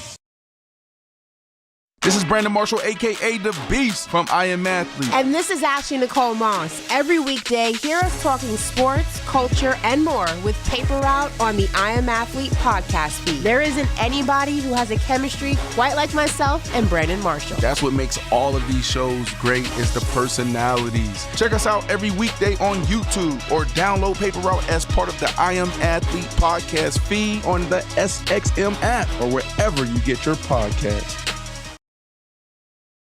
Soccer's biggest clubs play in the English Premier League, and you could hear them in action every week on Sirius XM FC. A 5-star show from Manchester City. From the traditional powers Liverpool have been incredible tonight. Manchester United may just have won it. to the new kids on the block. Newcastle United, they have lived off. All the top teams. A quick fire double from Chelsea. Every match. Absolutely glorious from Tottenham Hotspur. Only on Sirius XM FC 157 and the Sirius XM app. This is former PGA Tour winner Smiley Kaufman, host of The Smiley Show, a Sirius XM podcast. Smiley Kaufman for 61. I've got boots on the ground at every major tournament, which means each week I'm bringing you insights straight from the course and conversations with my friends on the PGA Tour. Because what's better than golfing with your buddies? Listen to The Smiley Show right now on the SXM app, available with all trials and popular plans, or wherever you get your podcasts. That's SMYLIE. The Leafs live here. 2-0 Boston over the Leafs after 20 minutes of play. TSN After 20 is brought to you by your Ontario Subaru dealers. Unhibernate. Redefine winter fun with Subaru all-weather capability. Visit your local Subaru dealer and welcome to uncommon winter confidence. Jim Taddy, Josh Cloak from The Athletic here. 2-0 for the Bruins. That was a wacky period. I thought the Leafs started really well. Then they got hemmed in. Boston scored 2, and at the end, they seemed to revive. Yeah, there was a point midway through the period where I believe the shots were 12-2 Boston, which told the story at that point. Shots now stand at 13-11 Boston, so good pushback by the Leafs. Yeah. Not enough. They hit a post. Posted, right? So, and another great save off McMahon. Yeah. All within seconds of each other. Right, but outside of that kind of 5-minute period right in the middle that you're talking about, some really good back and forth hockey, some physicality. Worried a little bit about Ryan Reeves there blocking the shot. It looked like he might go straight to the room. That had all the hallmarks of a broken finger, but he looks to be okay. I think this kind of intensity is exactly what the Leafs need. Right? Well, it is, yeah, but they were hemmed in for, it looked like they went through a rotation of lines and they couldn't get out of their own zone. When the Leafs were playing at their best through that 7-game winning streak through the Southwest, the kind of individual errors that sunk them through December and January were almost non-existent. But we saw some of those errors, especially on the second goal. Pontus Holmberg not getting back to cover his man. Yeah. He was kind of a foot away. And you can see him raise his head skyward afterwards. He knows, that he didn't back check enough there. Those are the kind of individual errors that if you make against very good teams, they'll punish you. Yeah. And I think that's a little bit of the story there. I thought Joe Wall played pretty well. Yes. So it's just about cleaning up those errors moving forward. It's always it always sort of rides a fine line. There was a Zaka play where he cut right in on Wall with 25 seconds gone in the game, where he made a nice save. And you're thinking, if he doesn't make that save, this is a different game. For sure. But that's why I think there's so much confidence in Joe Wall. Yeah. Is that the mental side of his game. He's so calm under pressure to face that shot right away, right? That he's dialed in from the beginning, right? And I think that's why the coaching staff feels the way they do about Joseph Wall. They feel like he's the kind of guy that when things get ugly, they can rely upon him. And I don't know necessarily how they feel about their other goaltender in that regard. So again, this is another period. Again, he allows 2 goals on 13 shots, sure. But I think you still look at Joseph Wall, the way he battled through that kind of 5-minute stretch, and you feel better about him, not just, now, not just Thursday, but potentially in the playoffs. Yeah, one is a power play goal. I found it interesting that after Shattenkirk served his penalties when the tide started to turn, right after that Leaf power play, which was odd in itself. But as you say, they did come out of it and stormed towards the end of the period, and we look forward to what could happen in period number 2, but they have to score the next goal. Yeah, part of me is wondering if that was the kind of power play that makes you go, is it time to get John Tavares back on the first power play unit? Right? Yeah, it feels inevitable that he's going to get back there eventually. Why not get him there in games against a potential playoff opponent? Right? Because I watched that power play, and Tyler Bertuzzi has had a really great run here. And I think moving him up to the top power play was designed to get his confidence back. I think it's there.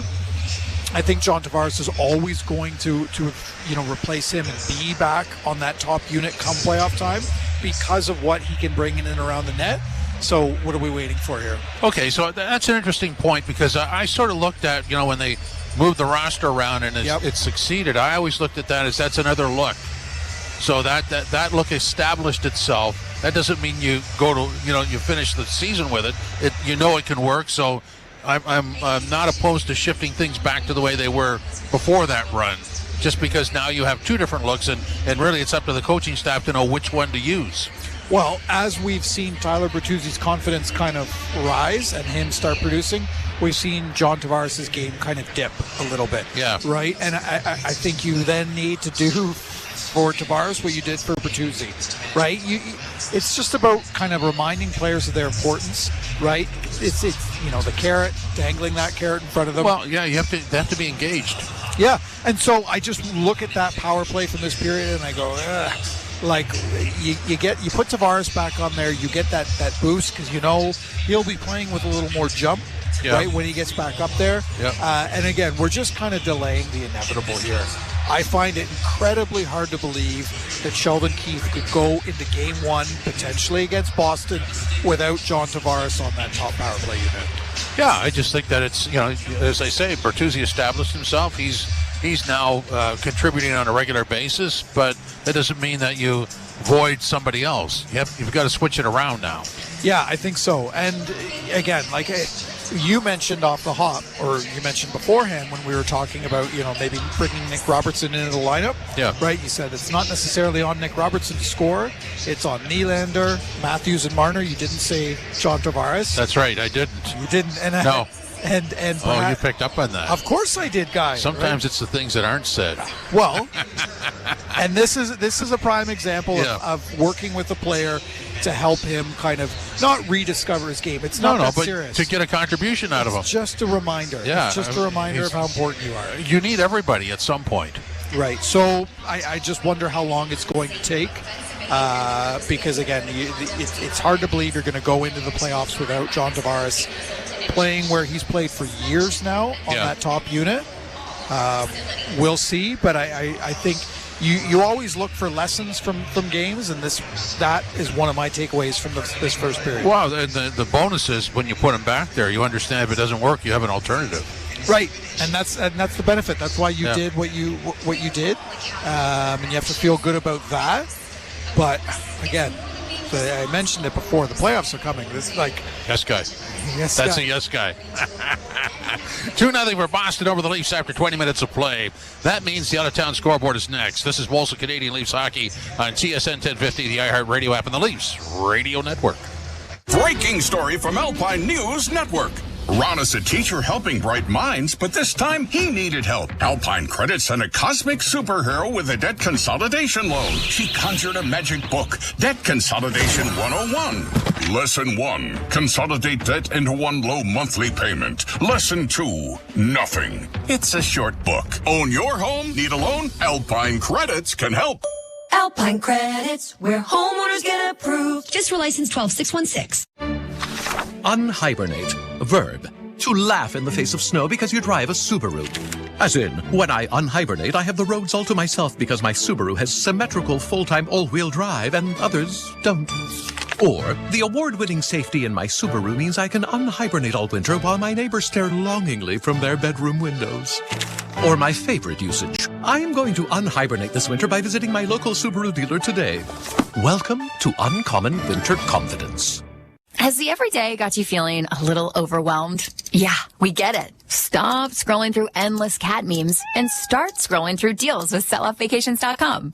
Okay. Veradero's sun-kissed beaches, Havana's vibrant nights, and Cayo Largo's serenity. At what price? Cuba is única.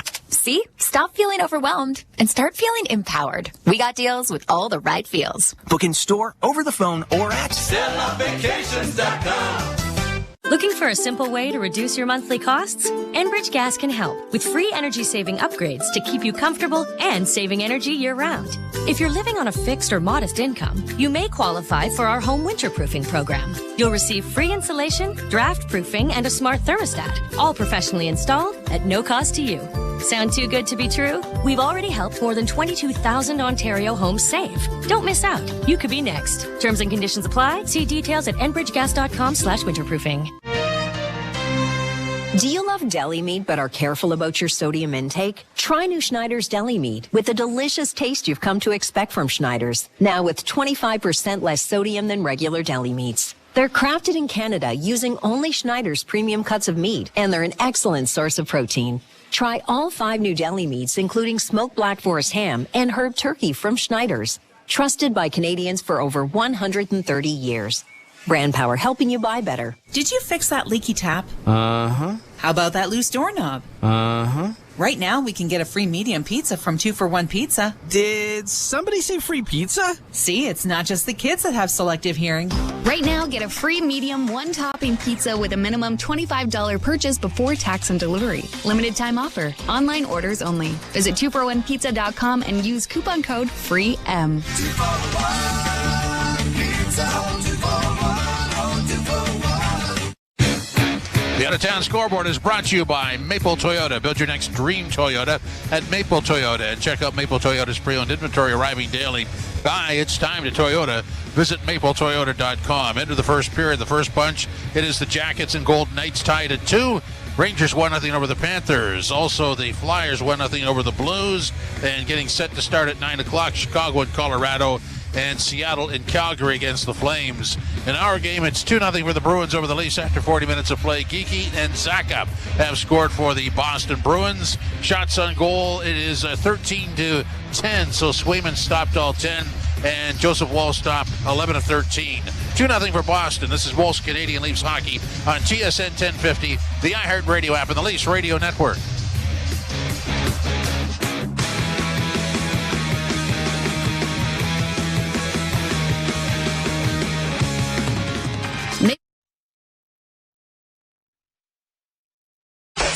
We're talking college football on ACC Today. Head coach of the North Carolina Tar Heels, Mack Brown. We can't change the schedule. It is what it is. What we can do is go back and fine-tune everything. We need to play more players and be more fresh at the end of the year. You want to take people to Minnesota in the opener that you would take in an alley fight. Have the season we need. You've got to win the games that you don't play very well in the end. And we've got to find a way to do that, and that's something we haven't done. ACC Radio, Channel 371, and the Sirius XM app.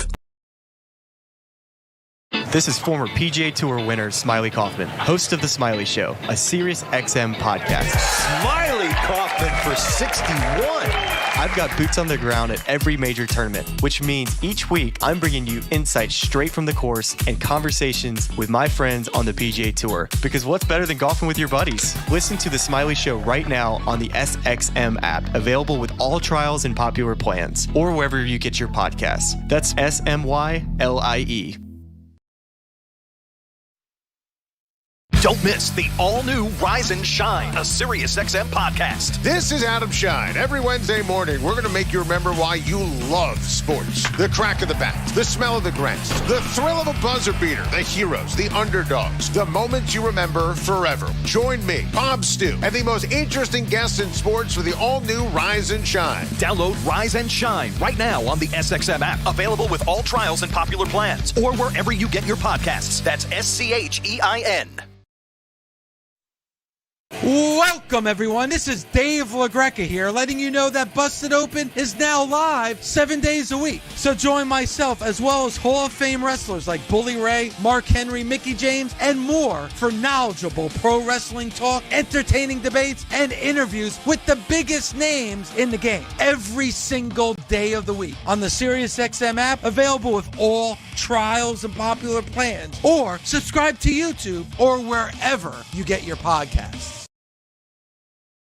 This is Brandon Marshall, a.k.a. The Beast from I Am Athlete. And this is Ashley Nicole Moss. Every weekday, hear us talking sports, culture, and more with Paper Route on the I Am Athlete podcast feed. There isn't anybody who has a chemistry quite like myself and Brandon Marshall. That's what makes all of these shows great, is the personalities. Check us out every weekday on YouTube or download Paper Route as part of the I Am Athlete podcast feed on the SXM app or wherever you get your podcasts.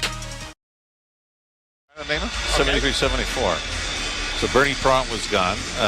Doug Favell? There you go. I was going to say that's a good clue. Bruce Campbell wasn't there, was he? No. Jacques Plante? No, but a Boston. Eddie Johnston.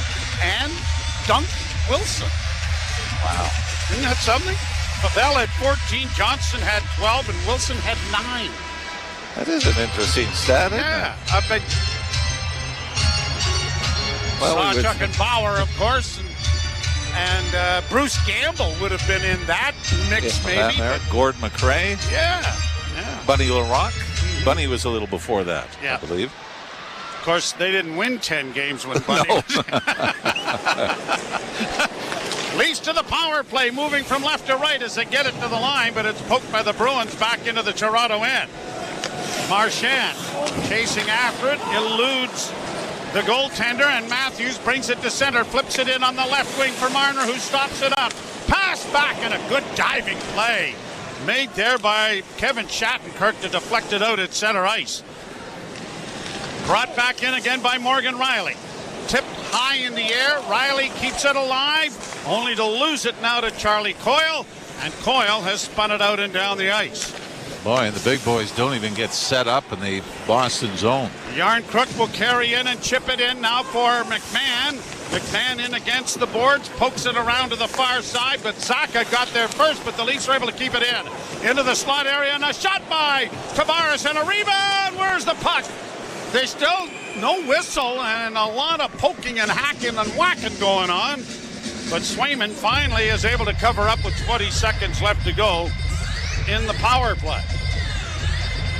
That is amazing when the big boys aren't going on the power play, how it can just shift an entire game. We saw it in the opening period, and then we saw, let's not forget, a couple of games ago against Arizona at home. The Leafs have a 3-0 lead in the second period. They get a power play. Alex Kerfoot scored a shorthanded goal.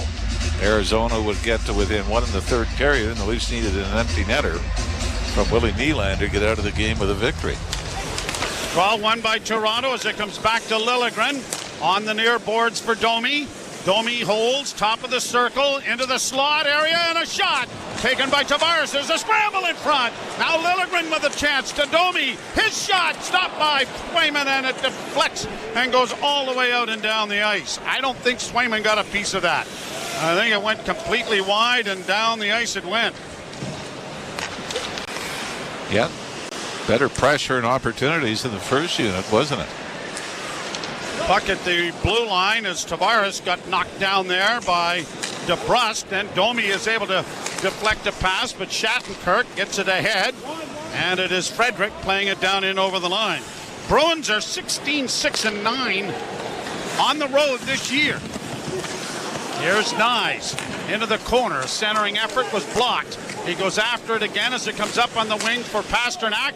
Corralled then by Marner. Marner gets a return pass and a shot. There's a rebound in front of the goal, but it's locked high into the air and out at center ice, and McCabe stands up Pasternak.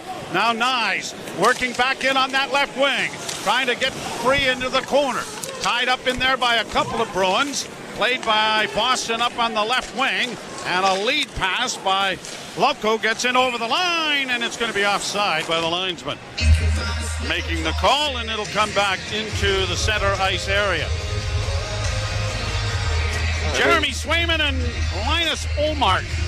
Pretty good tandem that the Bruins have going, isn't it? And, pretty good structure defensively that they had, and that's going back to the Claude Julien years. They've bled into the Blues Cassidy years, and now with Jim Montgomery. And as we see, in places like you've seen with the Ottawa Senators, how hard it is to change the culture of the team. But the Boston Bruins, this organization has really found something the last 15 years or so, despite all the roster changes. But the core dictates how you're going to play. But part of that core was Bergeron, Krejci, here's Chara. a chance for Reeves. He tried to make a centering pass that was blocked and cleared out into the center ice area. Reeves knocked down Brandon Carlo with a hit. Now Brody to Lyubushkin. Return to Brody deeper in the Toronto end. And the pass off the stick of Camp as he retrieves it and shoots it in. 2-0 Boston. Played by the goaltender to the line, but not out. Kept in there by Domi. Domi along the boards for Nylander with a sharp angle shot that was off the side of the goal. Leafs against the boards, but can't come up with the puck. And Zacha will get it out into the center ice area and flipped into the Toronto end. Out of midair, Domi knocked that back, and it is now played for him out at center. How did Domi end up losing his stick? He was skating along. I don't know whether one of the Bruins just gave it a little tug or something. It went completely out of his hands. Now Boston back into the attack. Got it into the corner. Bertuzzi ties up his man. So does McCabe. A centering pass comes back into the slot, though. Unable to shoot it was McAvoy. He'll carry into the corner. McAvoy goes around back of the net. Banks it off to the near point. Back to the point it goes in a shot. Whistled by the rebound. And Wall comes across and makes a good save there to hold on and stop play. And a face-off coming off the stick of Trent Frederick. For Joseph Wall, this has been a tough game. 25 minutes in. Long stretches of nothing, and then all of a sudden you get a barrage of shots. And here, point shot redirected off the backboards. And if Joseph Wall doesn't track this, he's in a lot of trouble. But spots it off the backboards, shuffles to his left, and is able to cut down the angle and make the stop. Draw one by Boston. At the point, Shattenkirk sends it into the corner. Tavares intercepted and played it out. Shattenkirk with it again, shoots it right back in again, forcing Morgan Rielly back. Nifty little move to elude the forecheck of Trent Frederick, and the Leafs get it through center ice. Out Tavares, backhanding it in, tipped a little further then by McMahon. The puck along the boards now for Yarncrook to Tavares. Tavares working it back to the blue line, but it went off a stick and he's forced to take it out at center ice. Rielly will play it up in center and in over the line for Matthews. Onto the right wing side now for McMahon. A shot off the glove of Swayman. And into the corner. It's pushed out at center ice and Boston breaks. In over the line, Marchand into the slot area for DeBrusk, who scores! Jake DeBrusk on a nice rush set up by Marchand. And the Bruins have opened up a 3-0 lead. Really a 3-on-2 coming out of the Boston zone, but Joe Austin Matthews seems to get a little confused as to which man is his. He tried to knock down the pass out of midair, and it didn't work, but it essentially left everyone wide open as Matthews was kind of above the 3-on-2 and never really got back fully into the play. Now, does Marchand touch this on the way through? I don't believe so. I think it's DeBrusk.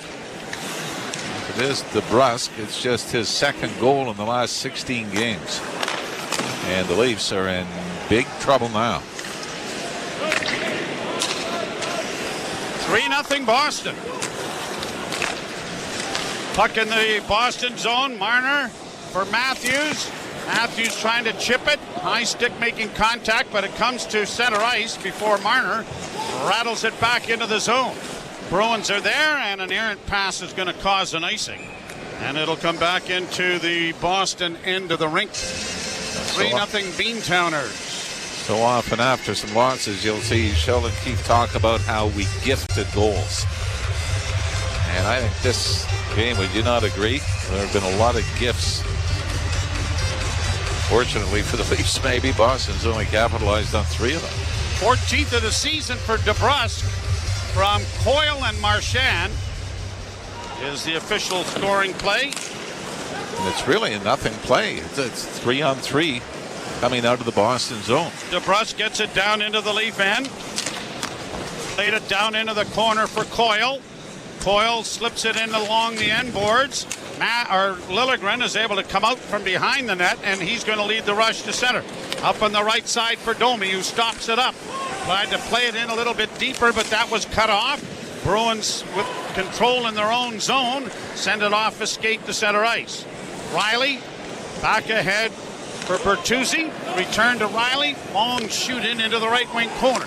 Nylander carries down around back of the net. Back backdoor play. Unable to get a shot away, though, was Bertuzzi. Round on the boards, it's going to come now to Labushkin. To Nylander, to the slot area, and a shot blockered away by Swayman off the stick of Brody. Bruins are going to carry it out at center ice and lead 3-0 as they send it down into Toronto territory. The goal comes at 5:07 of the second period. Around back of the Boston goal, played by Holmberg to the near point. Kept in on the backhand by McCabe. Back of the net, Pontus Holmberg. Holmberg back to McCabe. McCabe down low.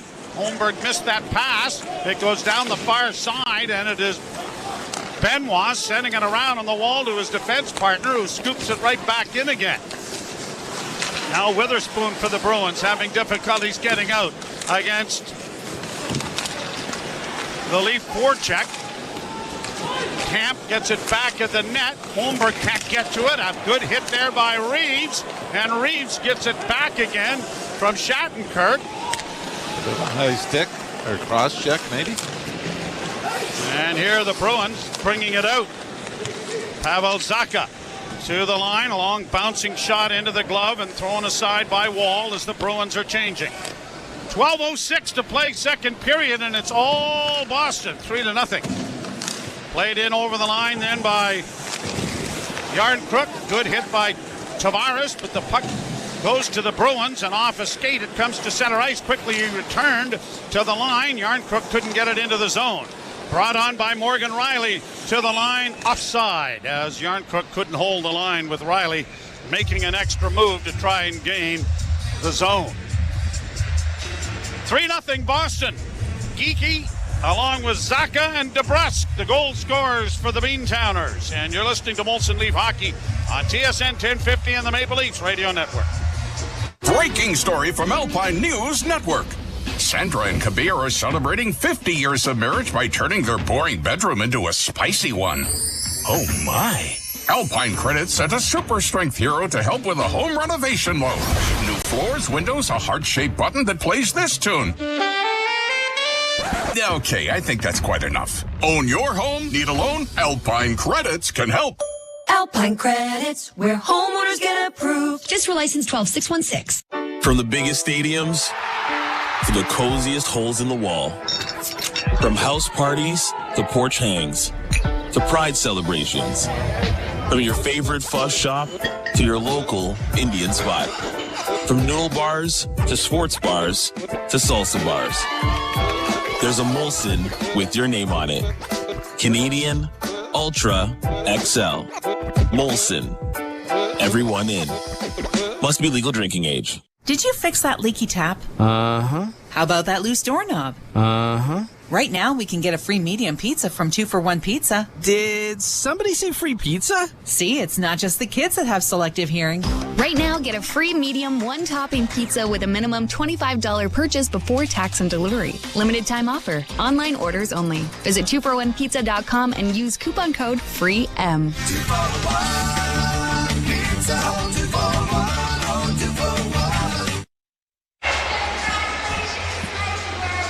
Boston 3, the Maple Leafs no score here in the second period. And the Bruins have been full marks for their lead. They have taken advantage of the chances that they've gotten. And the Maple Leafs have done a lot of standing around in the defensive zone, haven't they? Yeah, when they get passive, when 5-on-5 looks like a penalty kill, you're in a little bit of trouble. But it's one thing to be passive, but still to have the goals against with guys wide open. And lost coverage. William Lagesson and Noah Gregor, the scratches for the Maple Leafs this evening, along with Mark Giordano. Laid down into the Boston zone. Nylander trying to latch on to the defenseman, couldn't come up with it, and it's off a skate down the ice. Goaltender Wall came out and played it, so there's no icing, and the Leafs are able to break it out on the right wing. Here's Bertuzzi in across the line.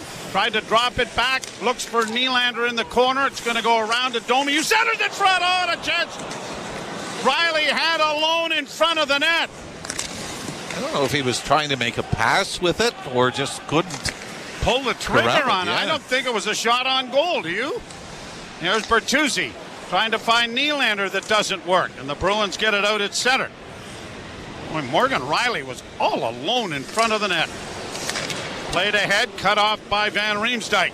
The veteran in over the line. Passes into the slot area, chipped up on the wing. Van Riemsdyk leaves it there for Grzelcyk on the right wing side. Back to Van Riemsdyk. A shot in traffic was blocked, and the Leafs just get it out off a stick to center ice. Well, there you are again. You just brought up Leafs standing still in their own zone. Nobody challenging for pucks. Near side, Bertuzzi got it out of the zone, but now ahead to Marner. Marner is engaged, and the Bruins have been very quick to get on Marner and Matthews as quickly as possible and not give them any room at all. Flipped in on the far side. Here's Nyes. Drilled to the end boards as it comes to the near wing. Marner couldn't come up with it. Launched high to center ice by Boston. Back comes Matthews. In over the line. DeBrusk got in the way of that. Bruins flip it back out and down into the Leaf end. It won't have enough to go for icing. 9:55 left to play second period, and the Bruins leading 3-0. Benoit turns in his own zone. Gives it back to Jake McCabe. Leafs are changing. Tavares line over the boards. Nyes flipping it into the corner. Tavares up against the end boards. Couldn't come up with it. Bruins play it ahead, and Saka is going to get it out, but it's broken up at the blue line. Kept alive by Tavares on the boards. Back to the blue line, Riley. Weak shot off a leg, bounces into the near corner. Bruins back with it again. Pavel Zacha once more. A lead pass as Lyubushkin took Pasternak down right at the blue line. Leafs in their own zone. McMahon with a pass ahead, and here's Yarncrook to the line and in. Yarncrook holds, got a shot away, but an easy pad save made there by Swayman. No traffic in front. Grzelcyk back the other way for the Beantowners. Grzelcyk will lay it into the corner. Liljegren after his man over there as Boqvist tries to get it free, and the Leafs are going to get it to the line and out into center ice territory. Charlie McAvoy off a stick and into the Toronto end again. Liljegren to his defense partner on the far side, and the Leafs are able to break it out with a rink right pass. Brought on in over the line by David Kampf, trying to cut to the middle of the ice, and it was knocked away before Holmberg could get to it. Reeves into the forecheck. Got it to the line, but it comes out at center ice. Leafs back now for Holmberg. On the wing for Reeves. Down the right wing side. He drops it back for Pontus Holmberg. Sent around the boards to the far side for David Kampf. Kampf back to the net for Reeves. Trying to come out. Jammed away at it. Got it again. Down is Swayman. They're pounding at it, but Swayman is able to cover up and hold. Face-off coming in the Boston zone.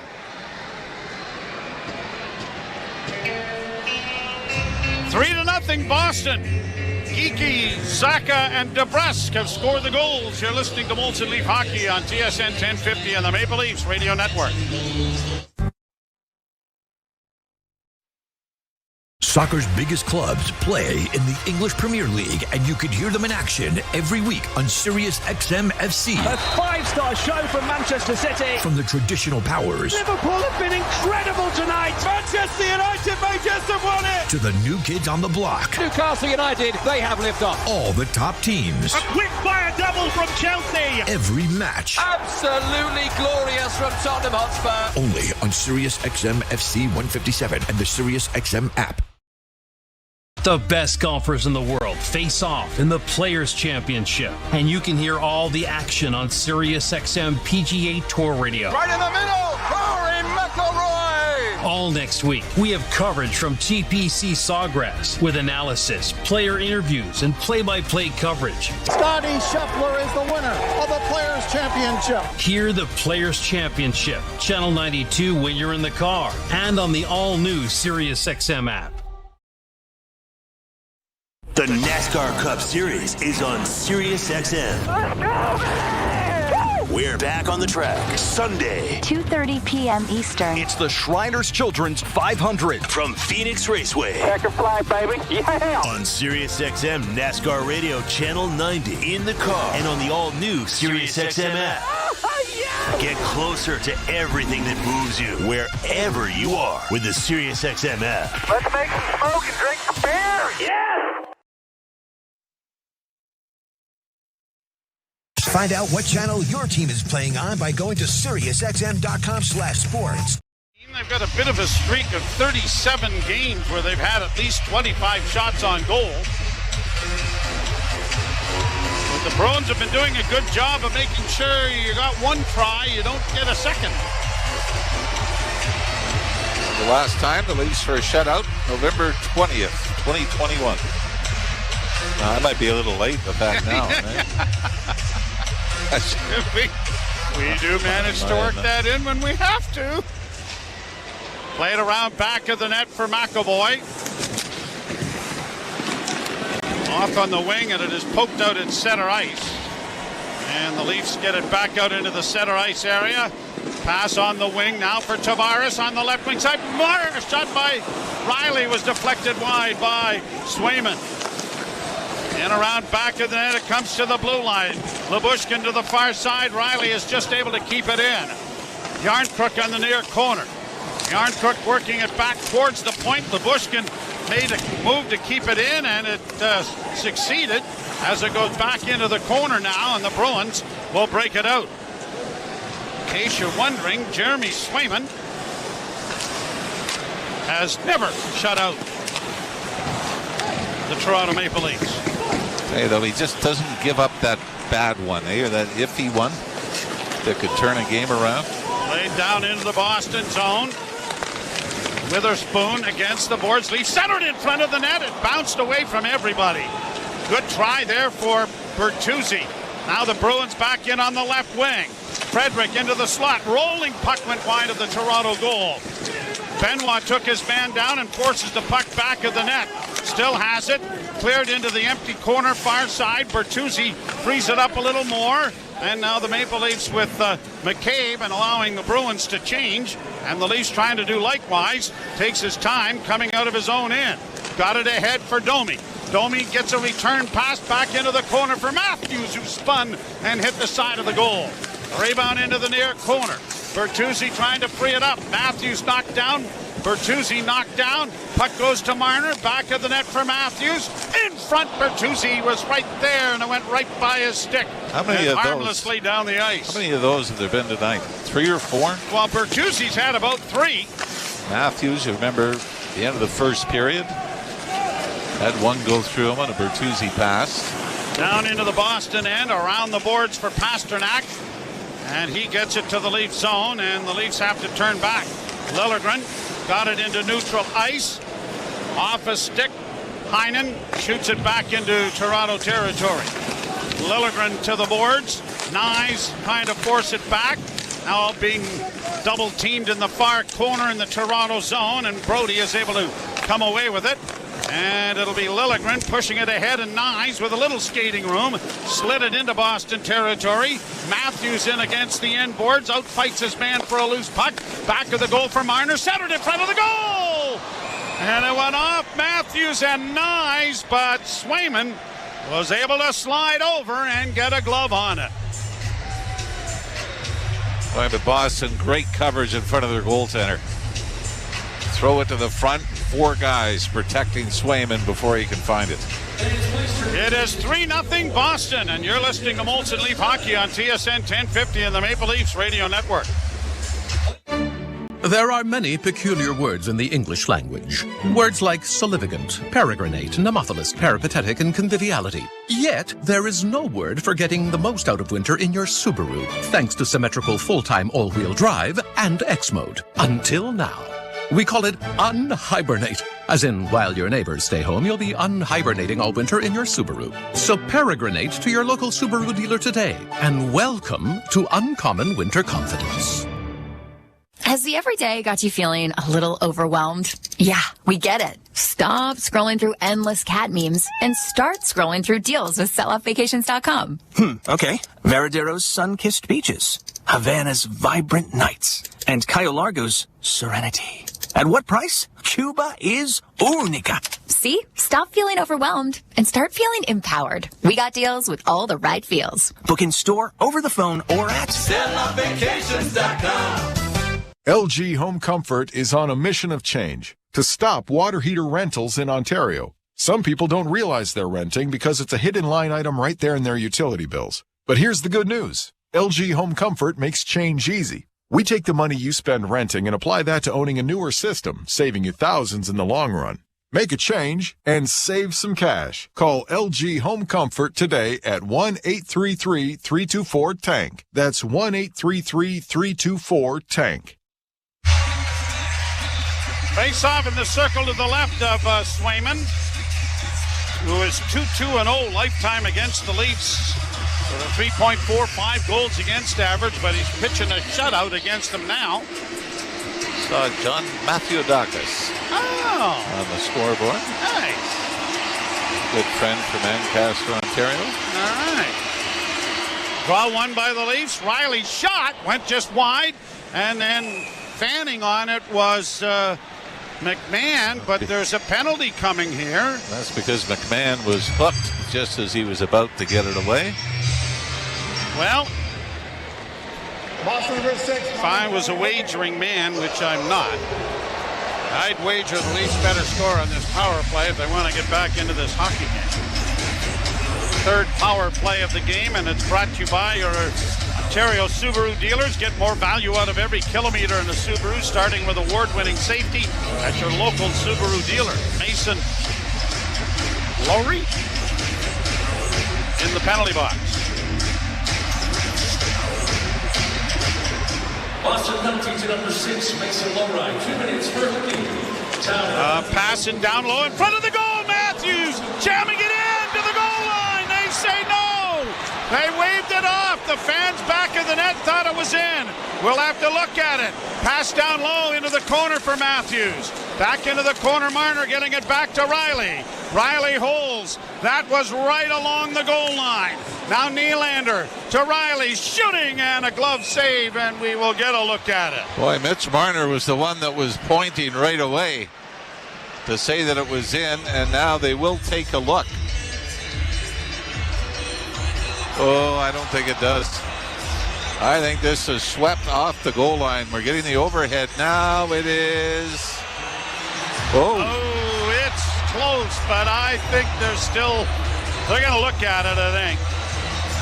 Mitch Marner, the little slip pass to Austin Matthews, and Matthews. Well, they're getting lots of time here because Swayman's got an equipment issue. We're going to take a look. Boy, from the ice cam.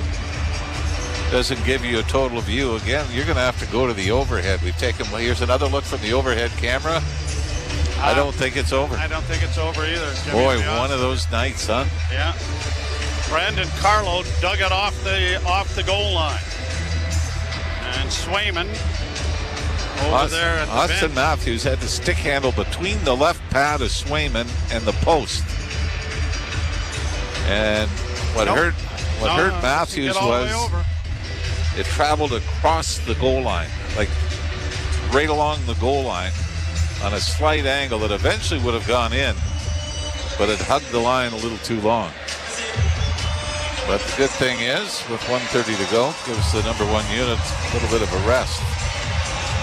Draw to the left of Swayman. Matthews to take the draw. And the puck comes back to Riley. Walks the line, middle of the ice. Got the shot through, but right into the chest of Swayman. And he holds on for a face-off coming in the Boston zone. Leaf power play 0 for 5 in the previous 3 games. But 5 power plays in 3 games show you they haven't spent a lot of time on the power play. Brought back to the blue line to Riley again. Pass into the corner for Marner. Double teamed over there by Brandon Carlo. Puck sent into the corner. A centering pass in front for Matthews. Oh, and that was knocked down by Swayman. Into the corner, Matthews again. Cross ice, Willie, and a shot deflected, banged it into the now. A quick whistle, and Bertuzzi is livid. A very quick whistle. Swayman ends up falling back into the net. Oh, it is one of those nights. Even Austin Matthews, before that, fans on the one-timers. The puck is rolling when it gets to him. Swayman was able to react and knock it down with his glove as he was falling forward. Bruins win the draw. Clear it, but a good play by Matthews to trap it and keep it in. Down low for Willie. Nylander around back of the net to the far corner. Back it goes to Riley. Cross ice now for Tavares, a shot, and that was high and wide. And the rebound is bounced all the way out at center ice.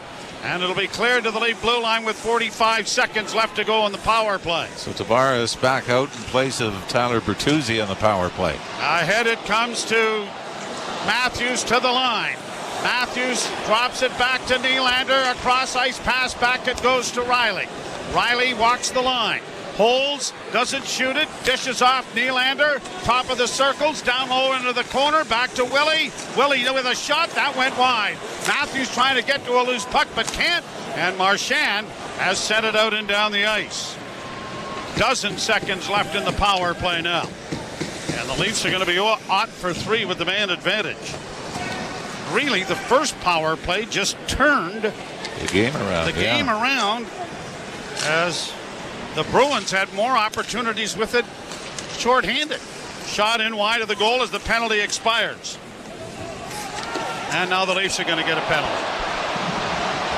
Nyes takes down the Boston player. It was McAvoy that went down. And hopefully McAvoy's going to be okay. That was, it's a penalty. There was a pretty good sell job on a guy that has excellent balance. And with 2:51 to go, this is in the midsection. And I give McAvoy credit. You know what the power plays are in the game. He feels the stick in the midsection, clamps down on the right arm, and the legs go out.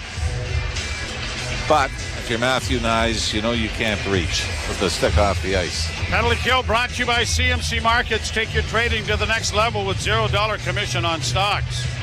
And a goal here is going to put this one to bed. Yeah, Bruins already 1 for 1 on the power play. And they win the faceoff. At the point, McAvoy to the far side, a pass to Pasternak in the near corner, backhanded to the front of the goal, and it was delivered by Coyle just wide of the goal. Puck in the far corner, battling for it there. The Leaf defense as it comes up on the wing, but not out. It'll come back to the blue line. McAvoy for Pasternak. Back to McAvoy. Shot in traffic. Good pad save off a deflection by the Leaf goaltender Wall. It comes back to the point again. Near side Pasternak. Ow! That was blocked by Brody. Then another shot was stopped by Wall. Camp can't get it out.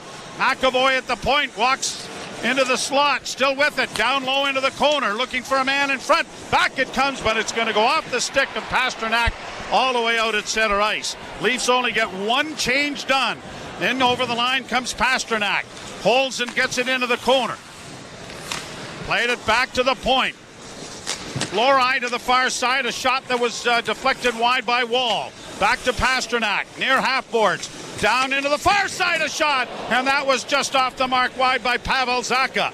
Here's Pasternak again. His shot stopped. The rebound in front of the goal. Cleared to the line and just out by Mitch Marner, but the Leafs still do not get a change of players in. McCabe to the far boards, double teamed over there by Bruins. Chipped ahead and pushed out at center ice by Marner. He's trying to race away, but he is out of gas. Taken to the boards, he's going to hold off. Got it into the slot area, but Pontus Holmberg couldn't come away with the loose puck. But the Leafs do get a change of players. A dozen seconds left in the power play. Lori in across the line. Around the boards, it's going to escape to center ice. And Geekie has to go back into his own zone. As out of the penalty box is Matthew Nyes. 44 seconds left in the period, and the Leafs will get a face-off down in Boston territory. 2 goals in the first from Geekie and Zacha, and DeBrusk in the second, and the Bruins with a 3-0 lead. Bruins done a lot of offensive zone time here in the second period, but you talk about playing the score properly, that's exactly what they've done. They scored a goal off the rush. Pavel Zacha, though, air mills went over top of the net on a one-timer attempt. Or he had, the complete empty net. Draw one by Toronto. Nylander into the corner. Riley tries to center, deflected by Domi wide of the net. Liljegren was able to keep it in. Here's a centering pass now from Bertuzzi, and that went just past Nylander. Kept alive by the Leafs and into the corner. Nylander with 20 seconds. Back of the net, still with it. Looks for a man, reverses his field. Now tries to center in front, comes back to the near boards to Riley. Riley to the point to Liljegren. Liljegren to Domi with 10 seconds. And it's going to be intercepted by Trent Frederick and just played out at center ice.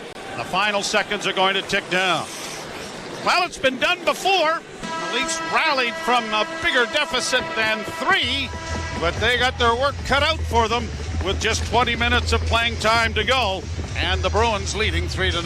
And with all due respect to the Columbus Blue Jackets, they're not the Boston Bruins. So it's going to feel like it's a 5 or 6 goal deficit against Boston into the third. They had their chances, but how many times did they get the puck to the front of the net, Joe, and pucks bouncing over sticks? Matthews got it to the goal line and it never went. A lot of opportunities, but so far the Leafs have failed to find any kind of magic. Leafs outshoot the Bruins 12-7 in the period, but are down 3-0. Jim Taddy coming along with Josh Cloak as the Leafs are down 3. You're listening to Molson Leaf Hockey on TSN 1050 and the Maple Leafs Radio Network. Build a championship fantasy baseball team with the advice of SiriusXM Fantasy Sports Radio. Ronald Acuna should be the first overall pick. Ronald touches them all. Hear winning strategies and player projections from former big league general managers Jim Bowden and Steve Phillips. Soto, I believe, is going to have the best offensive season he's had in his career. Get ready for your draft by listening to our Experts Draft right now on the all-new SiriusXM app. And catch all of your fantasy baseball talk on Fantasy Sports Radio, Channel 87. Get closer to Hollywood's biggest night on the all-new SiriusXM app. Hear all the latest Oscars predictions and previews. Do you think it's going to clean up at the Oscars? I really think it's an incredible film. Deep dives on the year's hottest films and exclusive interviews with nominees. Nominated for Best Supporting Actress, Emily Blunt. Hello. Plus, get red carpet ready with hit fashion and pop culture podcasts. Last night's Best Dressed list. Where should we begin? And check back after the big night for more award season reactions. Find it all on the Talkin' Podcast page on the SiriusXM app. It's Lainey Wilson, y'all. And as part of Women's History Month, I'm putting a spotlight on some of my country music peers. Dive into SiriusXM's Women of Country, one of over 200 extra channels available anytime in the all-new SiriusXM app. And you can hear Women of Country now for a limited time, hosted by Grammy and CMA Award winner Lainey Wilson. Let's do it. On Channel 107. Find out what channel your team is playing on by going to SiriusXM.com/sports.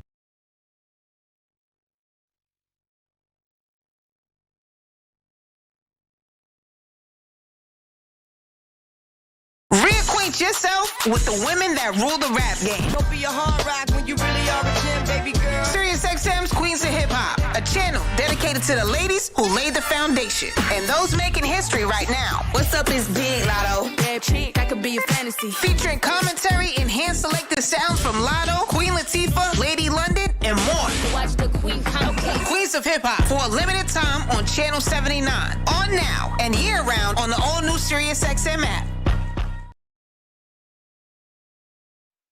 Escape the winter doldrums with SiriusXM channels warm enough to change your latitude. We couldn't laugh, we just would go insane. Soak in the sounds of the Aloha State on Hawaiian vacation. Climb aboard Yacht Rock Radio for smooth, soft rock from the 70s and 80s. Or get away to reggae vibes, Radio Margaritaville, and many more. Just search Relax in the all-new Sirius XM app.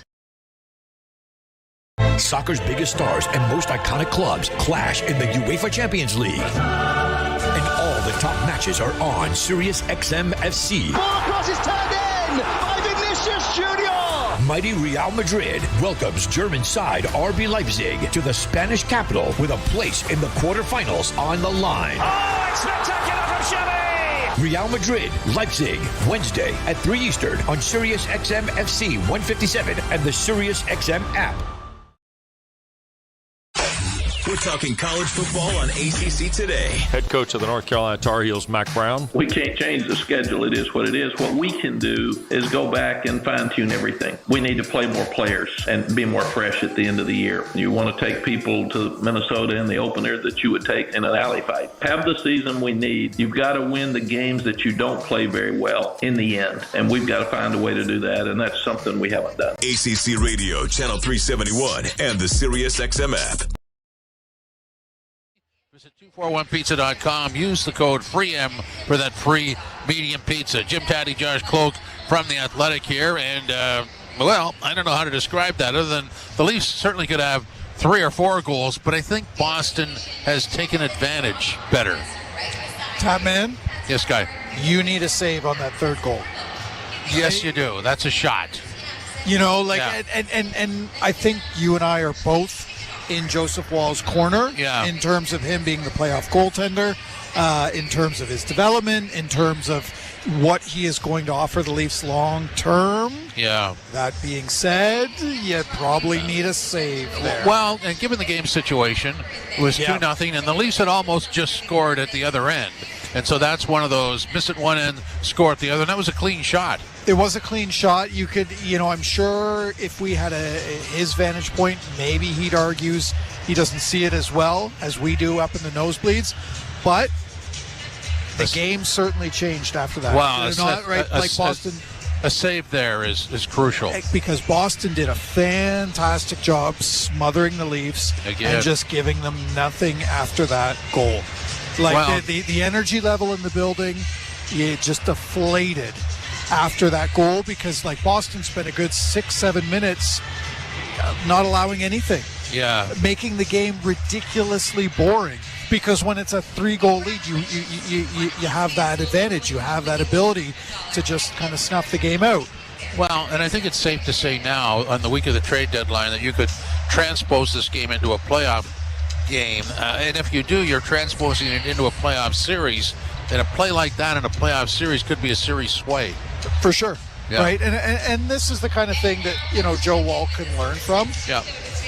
But I still think that the Leafs needed a real pushback, and Boston didn't allow them that opportunity at all. And when they did, Swayman has the, he's got a horseshoe in there somewhere, because it was the one that danced along the goal line and another one that got through him that he simply sat on. And so, you know, that's what I mean about taking advantage of things. The Bruins get that one clear shot and they score, and the Leafs can't buy something at the other end, whether it's on the goal line or not. Yeah, and you know, and that happens. That happens when you know you don't get lucky.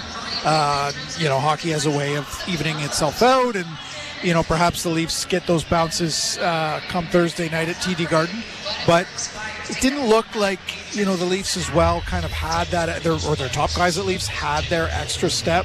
No, I don't think we've seen, you know, their top guys, the 3 guys you mentioned before, Nylander, Matthews, Marner. The Fab 3. The Fab 3.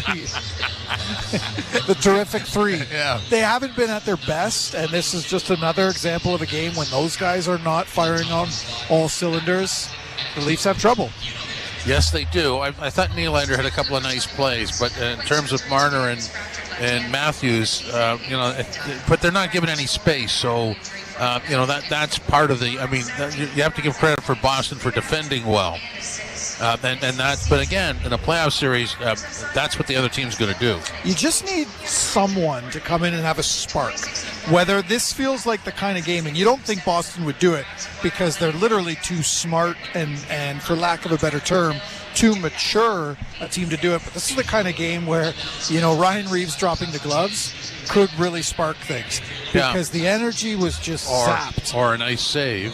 Yeah. Or a save on the third goal. Something, because we all felt, a rallying point. We all felt lulled into it. And those two pucks that almost went in but didn't, I mean, the crowd was ready for a goal there. For sure. Yeah. So, again, we know what it is. The Leafs just haven't gotten there. It's unfortunate, but this is the kind of game where someone has to just snap out of it. Well, it's not a criticism of the player. I have to mention a name because after one of those goal line things, you saw the camera was on Tyler Bertuzzi, and he was showing his frustration in that you could see he was somewhat exasperated by the fact that they did the score. That's the point where you step on the gas harder. Yeah, that's a polite way of saying he was cursing enough to have the camera move off of him. Well, but you could see the frustration on his face. But literally, in a playoff series, when you are denied, that's when you step on the gas harder. And I guess we're going to keep our eyes on Tyler Bertuzzi in this third period. But you're right? That's the difference. Is what kind of players, I guess, rise to it. What kind of players just let that frustration eat them whole. Yep. But you're right. That's where, and again, when Matthews, Marner, and Nylander aren't finding the back of the net, the secondary scoring needs to step up. There were moments. There were certainly moments for the Leafs, but I don't know how Sheldon Keefe can't come away from this game saying, why can't we do that? Why can't we swarm players? Why can't we shut things down the way they do? But that is, offense from defense in a sort of a fractured way because they're defending so well. I just wanted, we've got about a minute left here. Yep. I think this next period is vital. I don't care who wins the game, but the Leafs have to show something here because Thursday night they're back in Boston. So, I mean, they can't mail it in here. They've got to get something out of this. Very, very difficult place to play in. Right, this is the thing. Coming into this game, the Leafs were 6 points back with 2 games in hand. You have to, somewhere in the back of their minds, they have to be thinking the TD Garden is a really, really difficult place to play in. If they get, 4 points out of these games, you're in a much better spot, right? Oh, absolutely. They have to take advantage of their games at home. Right now, they're not doing it. No, I just think they need to somehow push the Bruins back, whether it's getting through all that defending that Boston's doing, but something to pierce the armor, if you will. Ryan Reeves dropping the gloves on Saturday night, that's one thing. Tonight's the kind of game where it would certainly help matters, I guess we could say. Well, so far it's a tough uphill climb. Boston 3, Toronto nothing after 40 minutes of play. This is Molson Canadian Leafs Hockey on TSN 1050 and the Leafs Radio Network. Let's get jerseys. Let's get jerseys.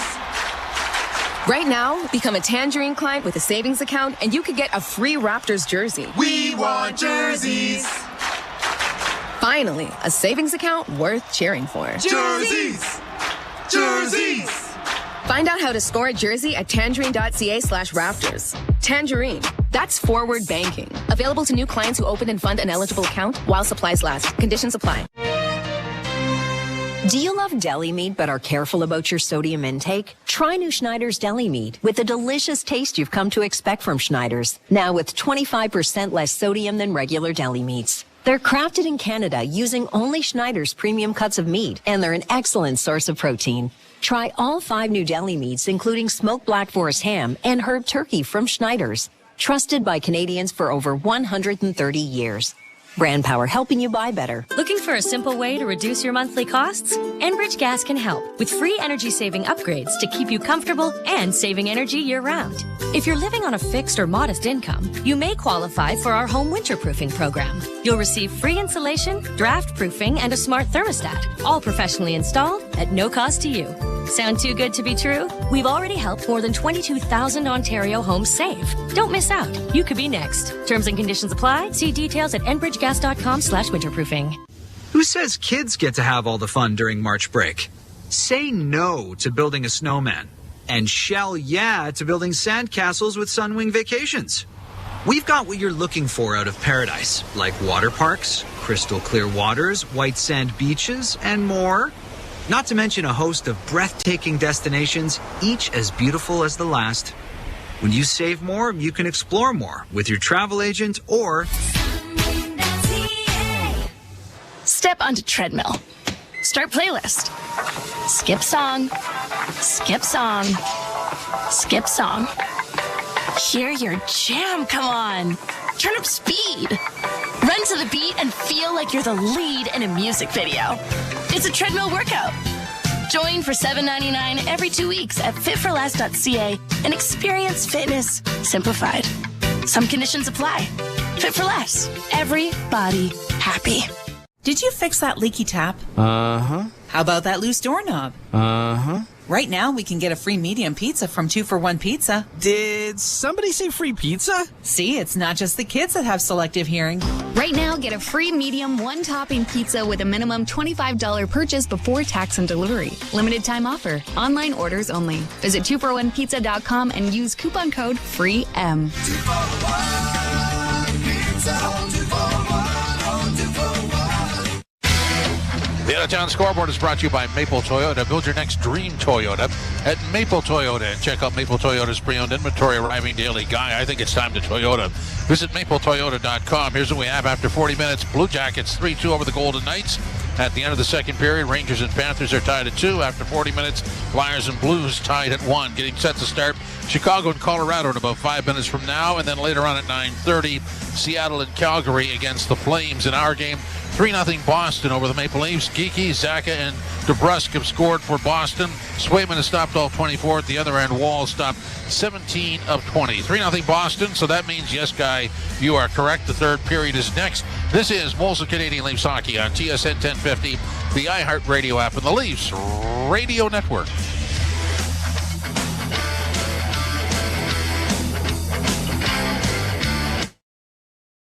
This is former PGA Tour winner Smiley Kaufman, host of The Smiley Show, a Sirius XM podcast. Smiley Kaufman for 61. I've got boots on the ground at every major tournament, which means each week I'm bringing you insights straight from the course and conversations with my friends on the PGA Tour. Because what's better than golfing with your buddies? Listen to The Smiley Show right now on the SXM app, available with all trials and popular plans, or wherever you get your podcasts. That's SMYLIE. Don't miss the all-new Rise and Shine, a SiriusXM podcast. This is Adam Shine. Every Wednesday morning, we're going to make you remember why you love sports. The crack of the bat, the smell of the grass, the thrill of a buzzer beater, the heroes, the underdogs, the moments you remember forever. Join me, Bob Stu, and the most interesting guests in sports for the all-new Rise and Shine. Download Rise and Shine right now on the SXM app, available with all trials and popular plans, or wherever you get your podcasts. That's SCHEIN. Welcome, everyone. This is Dave LaGreca here, letting you know that Busted Open is now live 7 days a week. So join myself, as well as Hall of Fame wrestlers like Bully Ray, Mark Henry, Mickey James, and more for knowledgeable pro wrestling talk, entertaining debates, and interviews with the biggest names in the game every single day of the week on the SiriusXM app, available with all trials and popular plans, or subscribe to YouTube or wherever you get your podcasts. This is Brandon Marshall, a.k.a. The Beast from I Am Athlete. And this is Ashley Nicole Moss. Every weekday, hear us talking sports, culture, and more with Paper Route on the I Am Athlete podcast feed. There isn't anybody who has a chemistry quite like myself and Brandon Marshall. That's what makes all of these shows great, is the personalities. Check us out every weekday on YouTube or download Paper Route as part of the I Am Athlete podcast feed on the SXM app or wherever you get your podcasts.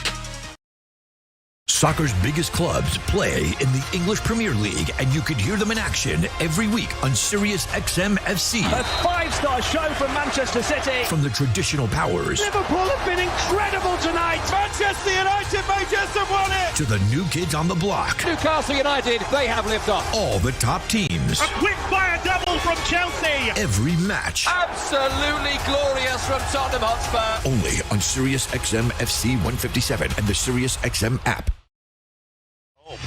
Talked about that. We've had this meeting during training camp, what the expectations were. Yeah. You want to make this kind of money.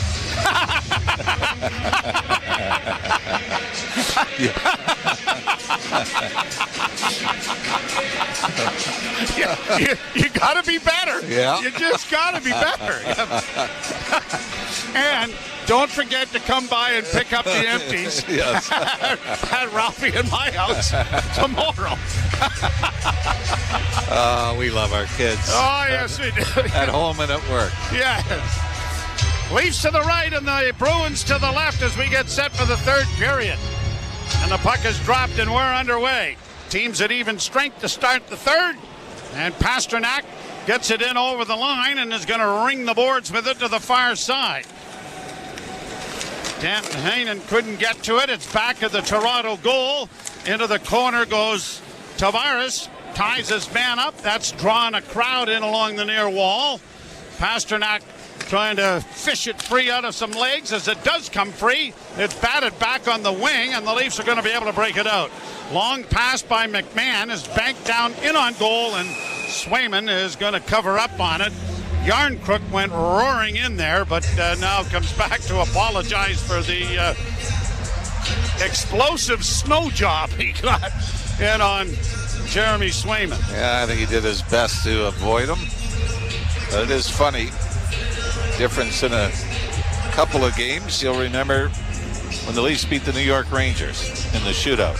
Willie Nylander takes a wrist shot from the blue line that goes in off a Ranger defenseman, Lindgren. John Tavares' goal bounced off a Ranger defenseman before it bounced off his leg and in. And tonight, they can't buy one. No. Bruins in their own zone. Zacha got it ahead, and now Pasternak right at the red line just gets it into Leaf territory. Turning back with it is Knies. Played it down into the Boston zone. Bruins flip it back out at center ice. Pasternak gets it over on the left wing, and Coyle will get to the red line and backhand it into Toronto territory. Riley gets it away from Marchand. Marchand jams into his man on a centering pass. Was stopped there by Wall. Better circle that if there's a comeback. Here's Domi launching a bouncing shot in on goal and went after the rebound. But Swayman was able to knock it into the corner. Now Domi around back of the net centers. And again, it goes off the pad of Swayman, but stops right there before it reached Bertuzzi. And Swayman is able to cover up on it. How many games has it been since the Maple Leafs were shut out, Mr. Ralph? Well, I do believe, Mr. Bowen. Are we going to count playoffs? I don't care. Just come up with a number. Well, we're trying to jinx people here. It's 123 games. Thank you. Including playoffs. Oh, good. If not, you subtract the 18 playoff games and get a different number. Played in along the boards. The Bruins are able to break it out and get it to center ice and kick it into the Leaf zone. You almost got caught trying to do mathematics. Left wing side. Oh. Benoit shoots it in. Bruins up on the right side. Geekie got it to center. Bertuzzi intercepted and sends it right back into Boston territory. Slams into his man on the inboards, but the puck comes free. And out at center ice come the Bruins once more, and it is Geekie sending it down into the zone. Leafs get it ahead. After it is Reeves. Around back of the net to the far side. Reeves lining his man up, but couldn't get a real good hit in. Then is offside when the puck comes to him, and play is whistled dead. Well, in fairness to my math skills, yes, I only got to grade 3. I only got out of grade 2 because I used to lend the teacher my car.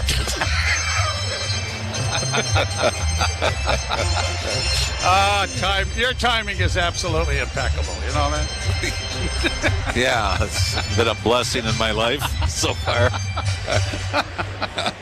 Kind of a car was it? Well, I was only 20, so I couldn't afford a lot. Played to the Leaf blue line and in by Boston. Into the corner goes Vogtqvist. Pass to the far side. Chipped high in the air off Reeves' stick, but the Bruins are going to keep it in around back of the net. Reeves into the corner there against Brazo. The puck is poked free. Brazo against the boards. Now Reeves has it in his skates. Can't move with it. Leafs finally get it freed up. They're in need of a change, and so Brody circles back behind the net to allow that change to happen. 3 minutes in the books. 3-0 here in the third. Boston with the lead. Pass ahead off the stick of McMahon. Into the corner goes Yarncrook. He was upended heading to the end boards. Now the pass comes free and a shot by Tavares went off his stick and went wide. Could have been a penalty there. Here's McMahon. Wrap around attempt that was thwarted as it goes into the far corner. Try to chip it back to the blue line, and it does. Near side, it'll come to Riley. Into the slot area for McMahon. Back to Riley in the near corner. Riley taking it around back of the net. Pulls the brakes on. Still with it. Tavares trying to help out. Riley was taken down, and the Bruins are going to get it out at center ice. Right back in for Morgan Riley. Tavares, a shot, scores! Johnny T rips it off the roof of the net, and the shutout streak continues. It is 3-1. 124 games without being shut out as John Tavares from long range. Maybe the same distance, the shot that beat Joseph Wall in the second period, top of the circle, left wing side. And Morgan Riley had a magnificent shift in handling the puck. He'll pick up the primary assist here as Tavares goes short side, blocker side, up under the crossbar. And the Leafs got what they needed, a goal in the first 5 minutes of the third period to cut into the Boston lead, 3-1 Bruins. Well, let's see how this works out. Down into the corner, nice! Hits the goal post on a shot from an angle. Cleared into the corner. Wouldn't that have started things up here? Here's Benoit back in along the boards for Nyes. Back of the goal for Matthews. Matthews to Nyes, trying to get it in front. Matthews had it cut off, and Grzelcyk will get it out and down the ice, and there'll be an icing charge against the Boston Bruins. Oh my. Matthew Nyes rings it off the goal post just seconds after Tavares had scored from Riley and Lyubushkin, who gets his first point as a Toronto Maple Leaf. I'll tell you, this crowd has suddenly found some life. And Matthews is going to double up with Marner and Nylander here on this shift. Draw one by Boston. Played along the boards in front of the net for Marner. Back to the point it goes to Liljegren. His shot comes and deflects! I don't think Swayman ever saw it, and now we get another whistle. I'm going to say it was knocked down with a high stick. Did you think Swayman saw that? No. And I still don't know why there was a whistle. If they're saying it was Matthews knocked it down with a high stick in front of the net, the whistle didn't go right away. And now I think they're going to bring the puck outside the line. He definitely, if he touches it with his stick, it was above the shoulder, though. So I got to give him that. Well, the stick was, but he brought the stick down. So that's where you don't know exactly where the contact. Oh, yeah, it was probably the right call. Late whistle, yes, but right call. Right call, yeah. Face-off outside the Boston blue line. Of course, he's closer, but we get the advantage of video replay. Liljegren shoots it in along the glass. It'll come to the near side. Punched around back of the net. Marner couldn't trap it.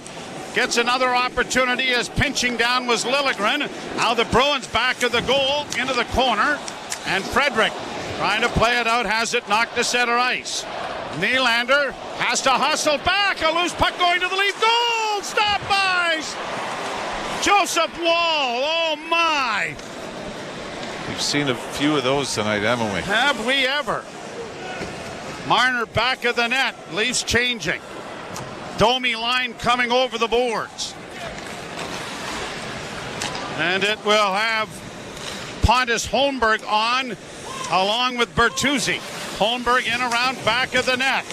Trying to free it up is Domi. Grabbed off by Grzelcyk. Played to the blue line. Not out. Kept alive by Bertuzzi momentarily, but poked out at center ice now by Boston. On the left wing and down into the zone for Lacko. And into the corner is played around back of the net. Brazeau trying to play it in front. The Leafs get it to the point, but not out. McAvoy keeping it in. Into the corner and back of the net now. Trying to work the boards. The Leafs unable to come up with it cleanly. And Benoit, Pontus Holmberg is there as well. And finally, it is McCabe finding some skating room as the Bruins are changing. Up on the left wing, Benoit punches it deep and then is hauled down. And no call from either official. Long lead pass. Pasternak in on the wing, trying to get by the defense. Good play by Riley. Knocked out at center ice. Is that a penalty? I guess maybe if it's Austin Matthews, but not if it's Simon Benoit, as the crowd continues to show its displeasure over the non-call. Leafs on the board. Tavares from Riley and Lavushkin. It's 3-1. You're listening to Molson Leaf Hockey on TSN 1050 and the Maple Leafs Radio Network.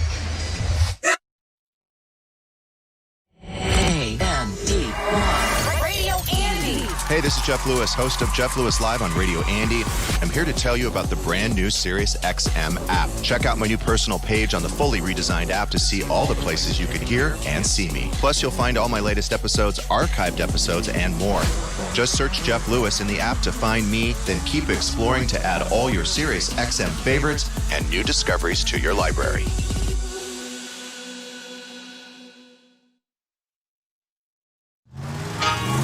Feel the thrill of the open road and the frosty chill of winter. With sounds specially selected for hitting the slopes or cruising through the snow. Miles and miles of Black Diamond anthems that'll make you shiver. Ski Trip, a road trip radio mixtape, now on the all-new Sirius XM app. This is Jim Gray. Join me alongside Tom Brady and Larry Fitzgerald every Monday night at 6 Eastern for Let's Go on Mad Dog Sports Radio, Channel 82 and the SXM app.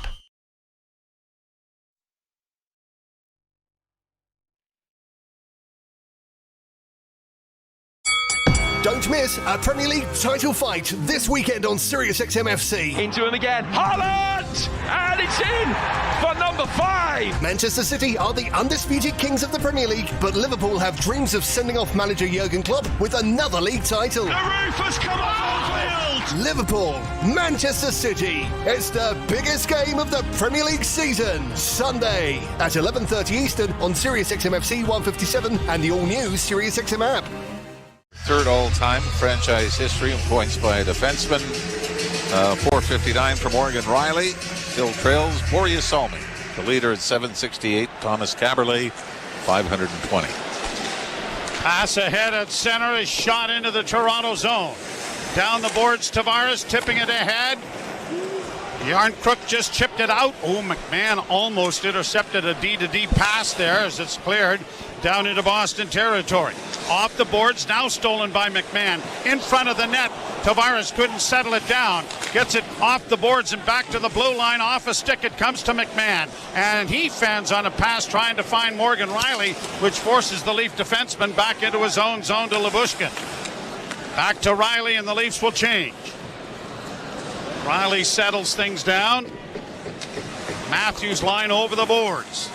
Out comes Mitch Marner.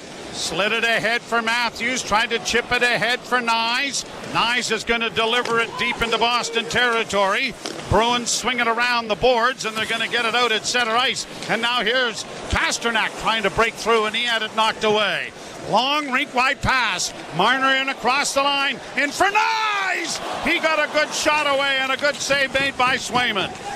Down the boards, the Leafs can't keep it in. Pasternak breaking at center. To the right wing side. Close play on the offside. Zaka with a shot right on. Big rebound. Down his Wall. Another good save. Wall scrambles to get back to his feet. Bruins keeping the pressure on. Zaka to the far side for Pasternak. Broken up by Liljegren. Near side for Nyes. Nyes has it knocked away. Bruins keeping it alive. Pasternak sends it around back of the goal. Goaltender cuts it off. Both teams changing. Brody to Liljegren. On to Domi. Flipped ahead. Domi and Nylander collide. Nylander gets it ahead. Now Domi has it go right by him, and it's shot back into the Toronto end. Leafs can't put two passes together here. Domi will try again. This time just dumps it in. Nylander in pursuit. Shattenkirk played it back up on the boards, and it's back out at center ice. But the Bruins have come away with it and bring it in on the right side. Geekie getting a pass into the corner now around back of the net. Still with it, looking for Frederick in front of the net. But the Leafs pull it away, and it is Benoit getting it ahead for Bertuzzi, who just backhands it out at center ice. Bruins have had 2 good shifts here, and the Leafs have not been able to get anything going offensively. Played back into the Toronto zone, but the linesman says offside. And so it'll come back with 10:50 to play in the third. Face-off outside the Toronto blue line. The Leafs' next action, the Buffalo Sabres are here on Thursday before they go away to tangle with the Canadiens in Montreal on Saturday night. The Leafs are in Boston Thursday as well. The rematch of this will be interesting to see what the goaltending duties will be. You would certainly think that we will not see anybody play back-to-back Wednesday, Thursday. Played to the left wing side, a shot by Riley that was blocked. The puck comes back out into the center ice area and back to the Leafs. So did I say Thursday? It's Wednesday that Buffalo is here, right? Right. Yeah, now I got it. Along the boards, we don't play that many Monday nights, which is a bit of an oddity, but anyway. And then into Boston on Thursday, and then Saturday, Montreal. Thanks for helping out. I gave you Boston. In over the line, a shot taken there by the Leafs on the wing, and McMahon had it kicked away by Swayman. Brought out on the left wing, and Brody bounces it down into Boston territory. Under 10 minutes to play in the third. It comes around the boards to the line. Liljegren was able to keep it in, but gave the puck away. And now here are the Bruins breaking it out at center. To the line and in then for Heinen. It goes to Pasternak. A shot off the shoulder of Wall. It comes in front, and they score. Pavel Zacha stationed off to the side. And after Wall made the initial save, it was sent right back across the crease. And Zacha has his second goal of the game. And that may be the difference. And this one goes off the skate of Timothy Liljegren and then just settles down for Zacha. Joseph Wall got there a fraction of a second too late as it squeezed over his left pad and under his glove. But it really started, as you said, where Timothy Liljegren had the puck at the right point, gave it away, and the Bruins take off on a rush and end up scoring. So I think David Pasternak's going to get his third point of the night. And it's funny where, like we said, the Leafs got 2 huge breaks on goals Saturday against the Rangers. Now they've had a ton of those chances, haven't they? Yeah. In the crease and unable to capitalize, and the Bruins have been very opportunistic. Played on the backhand in over the line. It's a delayed offside. The Leafs have to tag up and now do. The Bruins send the puck up the middle, and it's going to roll down on goaltender Wall, who scoops it around back of the net for McCabe. McCabe comes to Benoit. Benoit will return the favor. As the Matthews line still out there for Toronto. Up to Marner.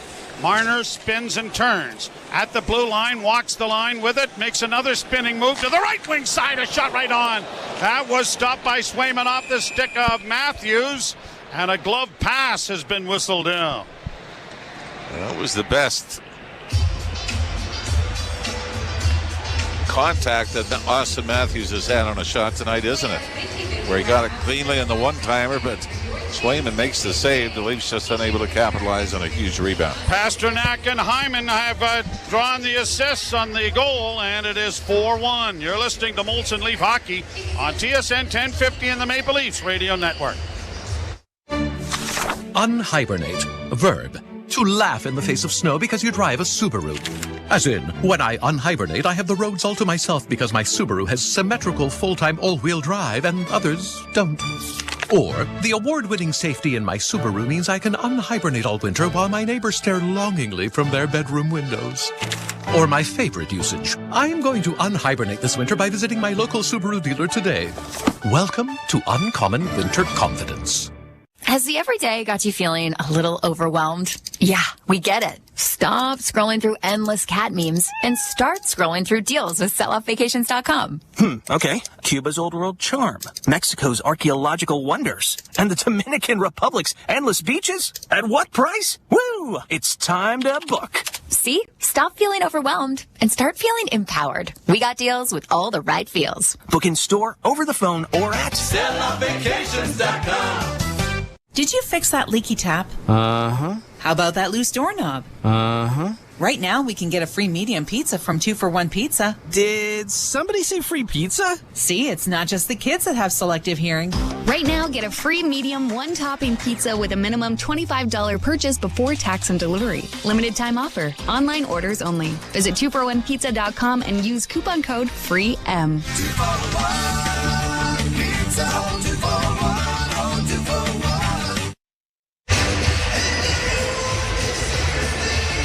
8 minutes and 29 seconds left to go in the third period. The Leafs down 3 once more, and are going to have to catch some lightning in a jar here if they're going to get back into this one.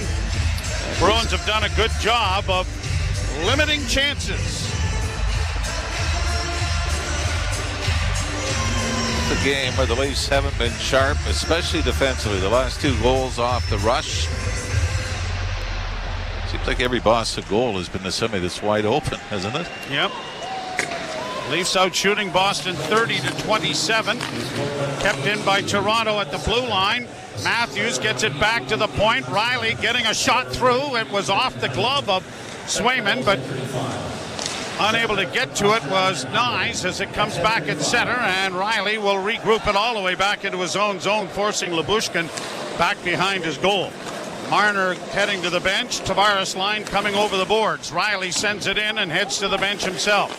Swayman out of the net to play it back.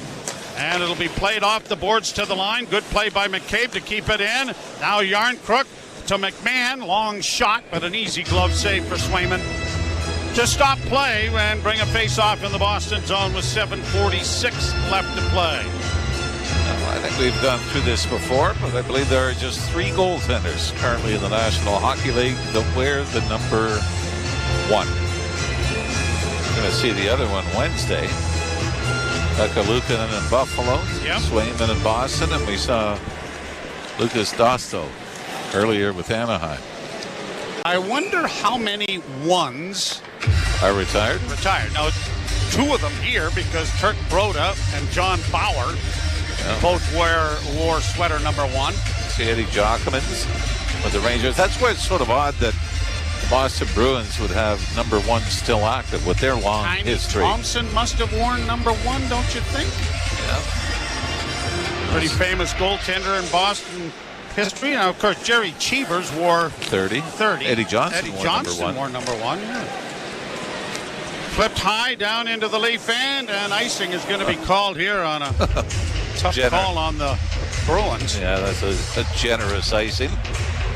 Jake McCabe probably could have been called for interference there as he was trying to, I believe it was Danton Heinen that was trying to chase down the bouncing puck. Now, I would imagine Terry Sawchuk wore 1 when he was in Detroit. I think it's retired. Certainly Jacques Plante and company in Montreal, that number is retired. Glenn Hall in Chicago. So all of the original 6 teams other than Boston, I'm wagering that number 1 is retired. Puck in the center ice area, brought back now by Riley. Bank pass that Tavares couldn't come up with. Bruins counter. Boqvist in on the right side, pulls up at the half boards and cycles it down low and around back of the net. Bruins get it in front. Boqvist couldn't get a shot, but gets it back to the point. Shattenkirk to his defense partner, just kept in, and a long shot is deflected on goal, and Wall had to stop that. Back to the point again, far side. Played down into the corner and around the boards. It'll go to Riley, who will punch it ahead for Bobby McMahon, but he's in a little bit of traffic, and so now McCabe gets a chance to move it up ice. McCabe coming slowly to the center ice area. Nylander shooting it in. Out of the net, Swayman plays it himself to the line and out and down into Leaf territory, forcing Brody on his horse to get back to recover the loose puck. Around back of the net. Lyubushkin couldn't get the pass from him.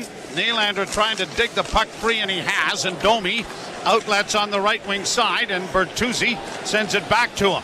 A flip pass in for Nylander, centering pass, and it'll be cleared away by Boston, who collapsed very nicely to the front of the goal. And just play it right back out at center ice. Up on the left wing for Domi. Domi sends a bouncing shot in, and now under 6 minutes to play in the third as it's chipped by the Bruins right back into Toronto territory. Marchand with a pretty good slash on the stick of Benoit there. How the Bruins get it in front, but unable to shoot it was DeBrusk.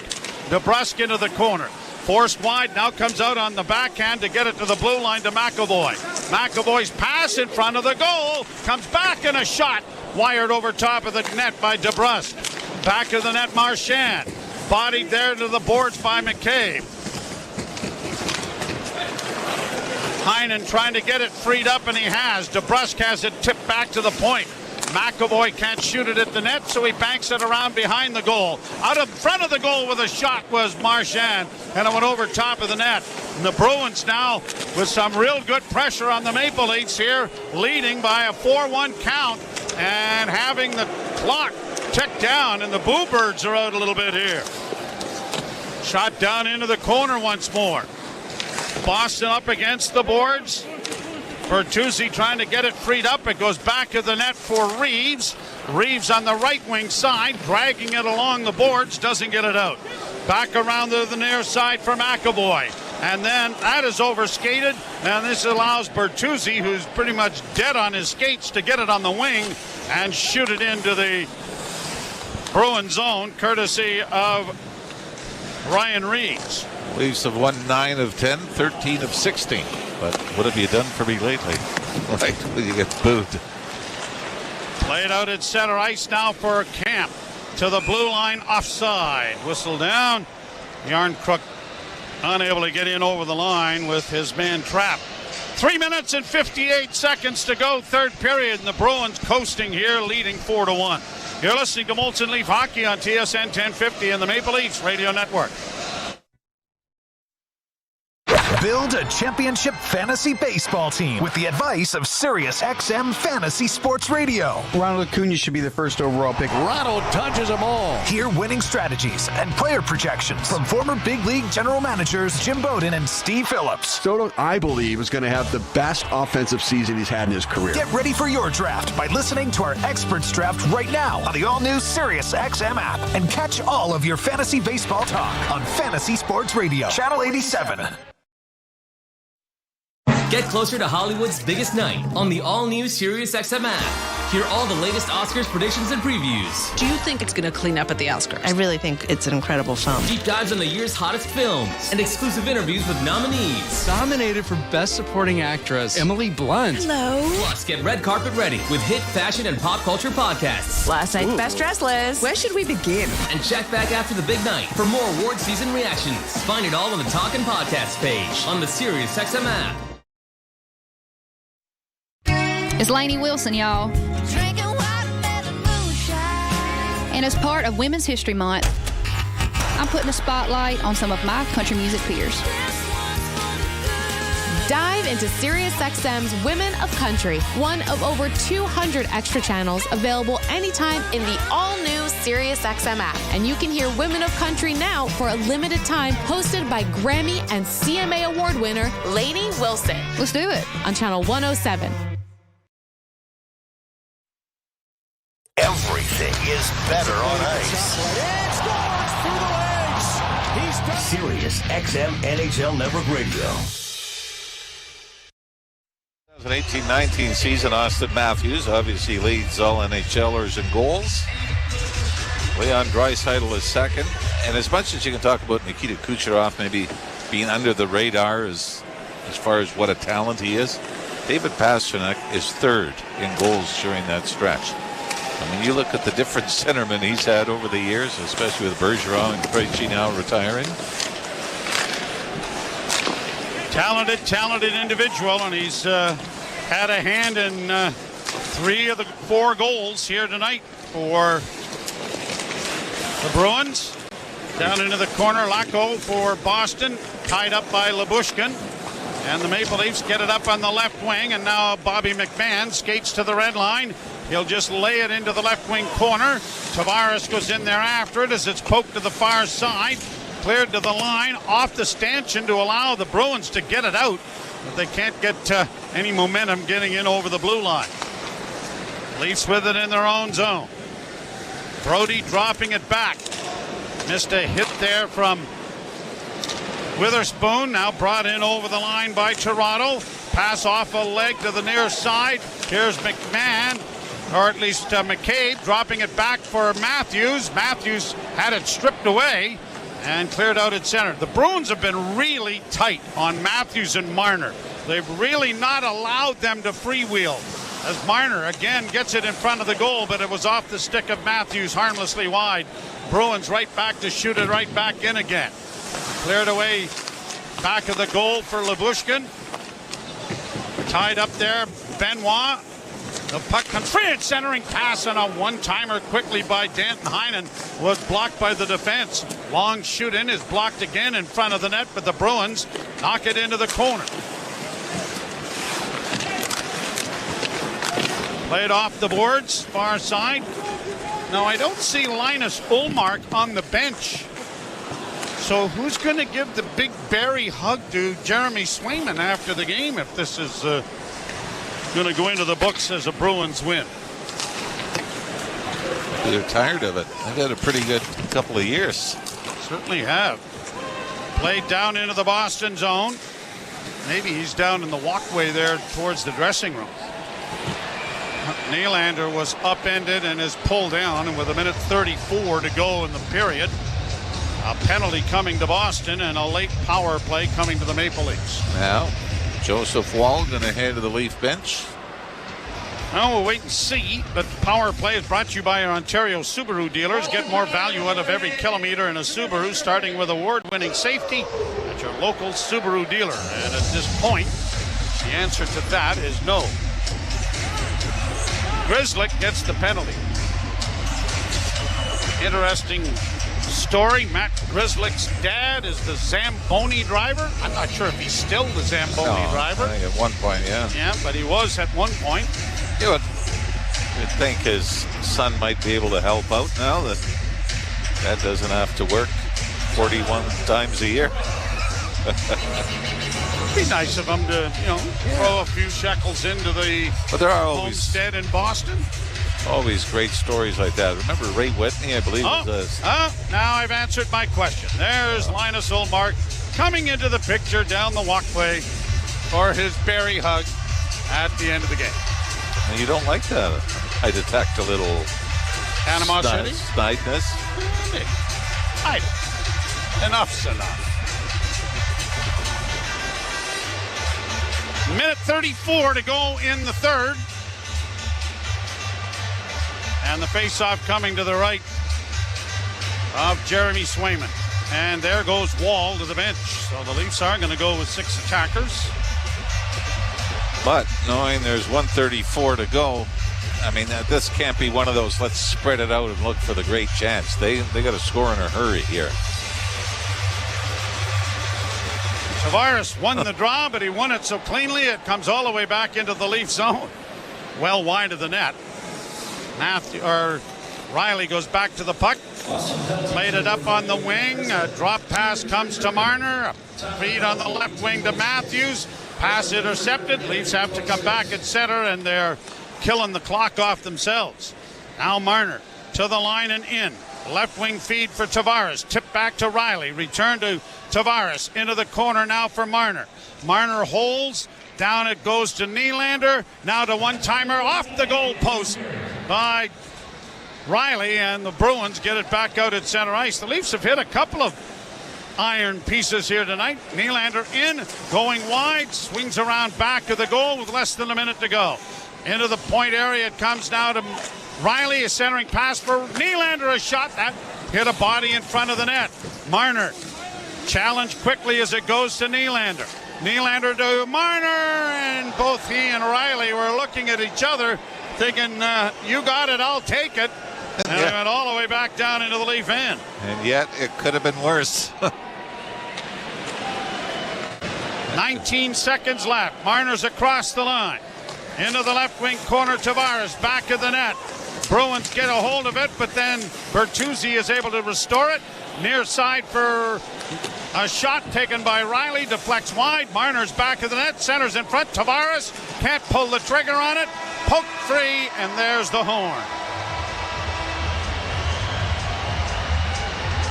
So it was too little, way too late for the Maple Leafs.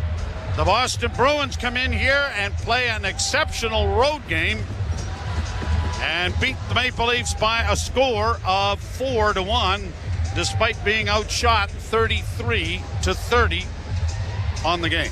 Yeah, and really Boston was so much better defensively, right? Like you said, the time and space for the Leafs big boys were taken away with regularity throughout this game. And, you know, we go back to that game Saturday against the Rangers. As mentioned, Nylander's goal goes off a Ranger and in. Tavares' goal goes off of Trouba, then off of his leg and in. And that kind of hides some mistakes. And tonight, the bounces were actually going the other way. Boston, full marks for a 4-1 victory here against the Leafs as the goalie hug takes place with everyone off the ice. And from a Leafs standpoint, I think Sheldon Keefe might go back to what he had said a few times this season. We gifted them opportunities, and it really seemed to turn. The Leafs had a decent start, then go on the power play, and gave up 3 or 4 chances shorthanded, while the Bruins were shorthanded, and Boston gained momentum from it. Scored shortly after that, then scored in their first power play. And the Leafs were chasing the rest of the night. So the Maple Leafs drop a 4-1 decision. We're back with you with the Buffalo Sabres, who have been playing very, very well lately. In town here on Wednesday night, 7 o'clock is our broadcast time. We'll step aside for the post-game show. You've been listening to Molson Leaf Hockey on TSN 1050 and the Maple Leafs Radio Network. Fuel your fandom when you listen to live sports on the all-new Sirius XM app. It's deep, it's going, and it is gone! It is bedlam at the bank! Hear the games you just can't miss. Caitlin Clark is the NCAA's all-time scoring leader. And get closer to the teams you love wherever you are. Connor McDavid wins the game for Edmonton! The action you crave is just a tap away. Live sports. Live on the all-new Sirius XM app. You gotta love sports! The NHL trade deadline is coming. Friday, March 8th. Tune in for all-day coverage. Beginning at 7 a.m. with NHL Morning Skate. At 11 a.m., it's Mick Kern and your calls. At 1 p.m., Boomer Gordon brings you the trades as they happen. Then, when the bell rings at 3 p.m. Eastern, Steve Cooley's and the Power Play break it all down. The best analysis, insight, and breaking news. Follow at SiriusXM NHL on X. And tune into Trade Deadline Day. NHL Network Radio. NHL Network Radio. On demand. On demand with the all-new SiriusXM app. From in the crease to in the locker room. Mr. Rick Tocchet, if you're taking a mix of coaches you had the best of, what is that mix for Rick Tocchet? Scotty Bowman behind the bench, tactician. Mike Keenan, a lot of stuff that coaches do now, he did. Jim Schoenfeld, the father figure. And Mike Sullivan. I still talk to guys like Craig Berube, Travis Green. So, there's a mixture, and then you got to find your own niche, right? SiriusXM, NHL Network Radio. SiriusXM 91. And on your schedule with the SiriusXM app. Hey Toronto, I'm David Morsuti, host of the daily Toronto Maple Leafs podcast, Locked On Leafs, part of the Locked On Podcast Network on the SiriusXM app. Every weekday, we bring you the latest Leafs news and analysis, break down all the action, including this game you're listening to right now, and preview the next one. We're giving you everything a Leafs fan could want, all in a daily 30-minute podcast. Download Locked On Leafs right now on the SiriusXM app, available with all trials and popular plans, or where you get your podcasts. Search Locked On. Feel the passion of Major League Soccer all season long on SiriusXM FC. Stupendously magnificent Every week, hear all the top matches, including every Inter-Miami game. Messi up overhand. And get analysis and insight from our team of experts like former MVP Tony Meola. He looks so confident. It's starting to look so easy. It's Major League Soccer's biggest season ever, and you can experience it on Sirius XM FC 157 and streaming on the all-new Sirius XM app. The biggest names in the game. Trying to get behind, wrist the line, and walks in, put it between his legs, shoots it, score! NHL play-by-play on Sirius XM. Join me, Gord Stellick, and Scott Laughlin as we recap the night that was on NHL Morning Skate, weekday mornings at 7 a.m. Eastern on NHL Network Radio, Sirius XM 91. Hockey lives here. Suzuki sweeps it. There's a chance. Rebound, Caulfield shoots and scores. NHL play-by-play on Sirius XM. Join me, Scott Laughlin, and Gord Stellick, along with former NHLer Mike Johnson for NHL Morning Skate, weekday morning, 7 a.m. Eastern on NHL Network Radio, Sirius XM 91. This is Leafs Game Night on TSN 1050 and the Leafs Radio Network. The Leafs live here. Leafs Game Night, Boston 4-1, the final score over the Toronto Maple Leafs live from Scotiabank Arena. Jim Taddy, Josh Cloak from The Athletic, and Jimmy Ralph kind enough to hang around to go over the first segment of the post-game show. Ralphie, I thought you summed it up nicely at the end of the game with Bonesy, and I would sprinkle in some Maple Leaf frustration for not scoring when they thought they should have scored, and that's your hockey game. Yeah, sometimes it comes down to bounces. And like we said, if you go back to the Saturday game against the Rangers and you celebrate, you come back and you won it in a shootout, even though you blew a 1-goal lead late. Look at those 3 goals. The Nylander goal was a point shot, went in off a Ranger. You had the Tavares goal, which hit Trouba, hit Tavares, and went in. And tonight it was the other way around, where the Bruins was bouncing off a skate and ended up in somebody's stick. And now, don't get me wrong, on top of that, I always go back to the Ron Wilson line, where he would say, we can't control whether we win or lose, only how well we play. Because those bounces or power play opportunities or something. And Boston played better than the Leafs, and therefore, law of averages were that they were going to come out of this with a win. To your point, Leafs hit 2 posts tonight. Now, one of them was very late in the game. The Nyes one, yep. Right, but you do wonder if those 2 posts go the other way. Well, especially the Matthews opportunity that stayed on the goal line. Right. I mean, yep. There's one of those, and now Matthews has scored just once in his last 4 games. So, eventually things are going to even out. But I still think where the Leafs put themselves in trouble. I didn't mind their start. No, it was good. Until the power play. Exactly. And then the power play became the TSN turning point because even though Boston didn't score shorthanded, they controlled most of the time they were short and then did score. Shortly after that, then they score in their first power play attempt, and the Leafs are chasing the game after that. So it came down to some little moments, but I thought the difference really in the game is Boston was so much more disciplined defensively than the Leafs were, and that's why you can look up and down that Boston lineup and say, boy, other than Pasternak and Marchand, who have they got? Well, they got 3 pretty consistent, 2 through 4, three pretty consistent lines, and we saw it. They just they roll them over and look for a different hero every night. Well, they don't give you much. No, that's what I mean. They'll just grind you. They got 3 lines. Yeah. Whether you say there's 3 number 2 lines or 3 number 4 lines, they are guys that know how to go out and play, and it's not about padding stats or anything else. And I think Jake DeBrusk was only his second in the last 15. Zaka hadn't scored in a long stretch. And the other side is, we always talk about, does Nathan McKinnon get enough credit? Does Nikita Kucherov get enough credit for being an elite player? Take David Pasternak out of that Boston lineup. I mean, what he's been able to do with all the changes up front through his career, and the same as Brad Marchand. I mean, you've got to tip your hat because when it came down to it, David Pasternak, even the setup right off, the first 20 seconds of the game, you've got to give Pasternak a lot of credit for a guy that really is becoming their franchise player. Leafs killer. David Pasternak, Leafs killer.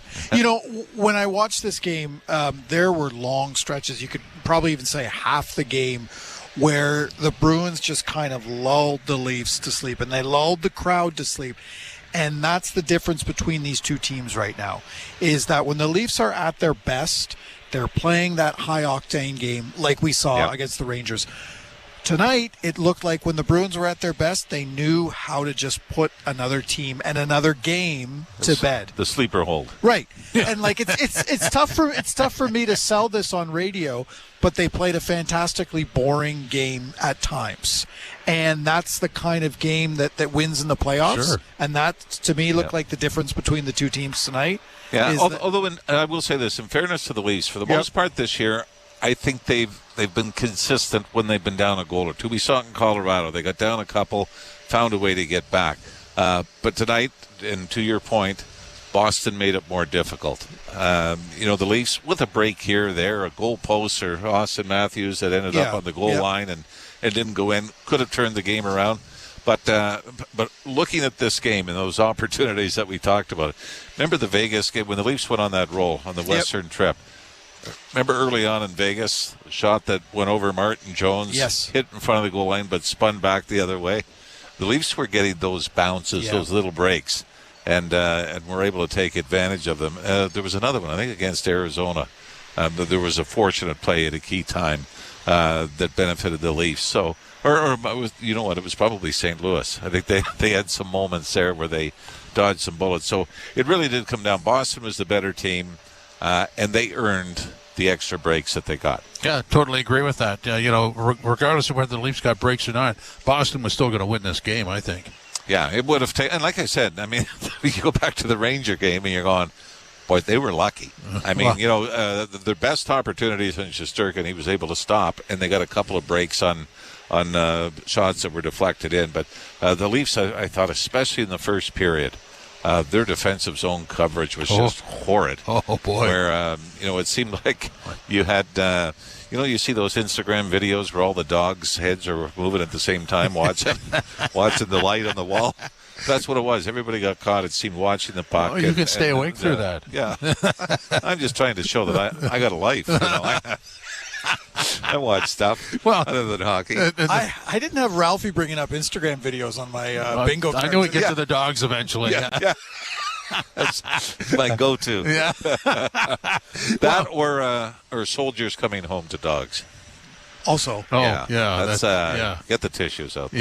Yeah, thanks for that. Now, how do I go on from here? Well, it was a bit of a dog of the game, wasn't it, Jim? Doggone it. Yeah, it'll be interesting to see, how they rebound. As much as we say Boston outplayed them, there were a couple of moments. I mean, the power play wasn't going tonight at all. Actually, I think it was the second unit had better opportunities in the second period than number one. Yeah. So it was one of those games where that they just sort of ran out of gas, whether it's good fortune or ran out of gas. But they'd won 9 out of 10 coming in, and I think 13 out of 16 coming into this game, and against some pretty good opponents. So that's the one thing when you look at the schedule, it's going to be. If you're not at your best, you're not going to win. Right. Because the competition you've got coming up. And I think it was just before the All-Star break, I saw it come out where it was talked about the Leafs had the most difficult schedule in the second half of the season out of all the teams in the NHL. Wow. And then they go on that roll. Yeah. They start to win in Colorado and in Vegas and everything. So, but I think this is the stretch that they've gotten themselves into, where if you're not in your A game, it's going to be tough to win games against, the Boston Bruins or Florida Panthers. And then the playoffs where it's going to be tough. I try to stay away from the narrative that they lost to Boston and it's the trade deadline week and transposing tonight's effort into a playoff series, but you sort of get there, don't you? Yeah, I mean, the funny thing is, though, if the Leafs ever been able to find a way to beat Boston in both games this week, that might have assured that they played Boston in the first round more than anything. So right now, Florida, I believe, hung on to win in New York against the Rangers. So they're still going to battle it out for top spot. But yeah, it's not an envious position. But I mean, here's the other side, though. Do you really want the Leafs to open at home? You want the Leafs to have home ice advantage in the playoffs? I mean, I think Why are they such a different team on the road? Yeah, it's whether it's a matter of keeping it simple, instead of that feeling. I mean, let's face it, it's a little bit extreme when you've won 9 out of 10, right, and your fans are booing you in the third period at home. I mean, that's where you kind of go. maybe that's why it's easier to play on the road. Yeah, when you stick to it. Yeah, this isn't to deflect blame, but the crowd wasn't in it tonight. It wasn't, and the Bruins did the job. Yep. Right. That reminds me of the days when Claude Julien would come in with the Bruins, and I remember there was a game here. It was 1-0. Christian Bork scored in the first period, and it had to be the worst game you'd ever seen. I think the shots were like 20-16 or 20-17, and it was just a snooze fest. But when you look at from Claude Julien to Bruce Cassidy and now Jim Montgomery, there is a thread in the last 15 years through these guys, and you could lose Chara and Bergeron and Krejci and some key pieces along the way, but there seems to be a culture in the Boston Bruin franchise that everybody that comes in buys in to what the team concept is. Well, and it's remarkable that when Bruce Cassidy gets fired and Montgomery comes in. I mean, that's not an easy decision, but even behind the bench, the Bruins are going to do this, and if you're not going to get us there, then you're out. Yeah, it's plug and play, but the plug and play is you've got to be disciplined. And I think what you're seeing with the Bruins now is it's not about guys getting their points. It's not about guys needing a big year to get a new contract. I mean, this is is probably as good a team as there is in the National Hockey League, and not taking away from the talent of Pasternak and Marchand. But you compare them to, say, Edmonton or Toronto or Colorado, and you say, boy, those other teams have a little more star power. They're a little more top heavy when it comes to their key players. Yet the Boston Bruins, throughout that lineup, I mean, they're veterans that go to battle every night. It's just a calm about them too, right? And that emanates down to your rookies. We were talking during the game, Justin Brazeau, who was an ECHL player for the Leafs, or for the Leafs organization. Yep. He was a player that the Leafs signed, undrafted player. He'd scored 40, 50 goals in the OHL. And, the Leafs said, we can turn this guy, giant, I think he's 6'6", into something. And they couldn't, but he finds a way in with the Bruins, right? And I just think it's remarkable, to your point, how well players can come in and buy into a system as well, because the culture is one part, right? But they adhered to the system so well tonight. It almost didn't matter who was on the ice. No, they came at you the same way. Right. But I mean, if you can withstand the loss of Chara, Bergeron, Krejci, the leadership in that room, and you give it to Brad Marchand and Pasternak now. And then you got guys like Charlie Coyle. I mean, Charlie Coyle now is equal to career high in goals that he hadn't reached since he was in Minnesota. So, a lot of guys, it seems like, can step up when it's their turn. But it doesn't seem to be that every night you got to say, if these guys aren't going. Now, let's face it, Pasternak had 3 assists. So here we are talking about the team effort. Yep.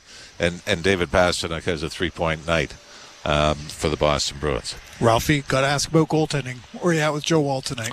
I thought it was a difficult game in the sense that there were long stretches of nothing, and then all of a sudden there was 3 or 4 quick ones, and there were turnovers. And so, I mean, as much as you might have liked to have seen him have the one in the second period, which came from, was that DeBrusk from longer range? Yep. Then you could say, well, then that's canceled out by Tavares' goal, which was from almost the exact same place. Yeah. So I just thought for him there was just nothing clean. You look at the 2 goals are backdoor tap-ins.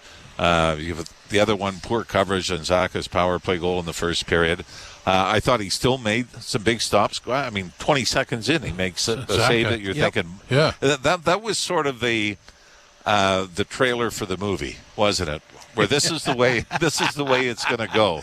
After 20 seconds in, boom. 20 seconds is, yeah. And that's and you thought then, boy, Woll makes a big first stop to keep them in it, but for whatever reason, the Leafs didn't respond to him tonight. But I thought he was solid.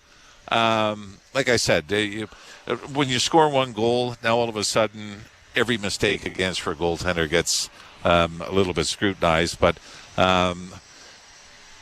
considering it's the second game back since December 7th, I think you like the progress. I don't think it mattered who was in goal tonight. I think it was one of those games that they just didn't have it offensively. And really it wasn't as if it was just all breakaways for a while. Like we said, it was all the backdoor plays, poor coverage in front, and some bounces. To your point, the poor coverage, like I think TJ Brody and Timothy Liljegren really struggled tonight. Night. Yeah. They were the only two that were on the ice for 2 5-on-5 goals against.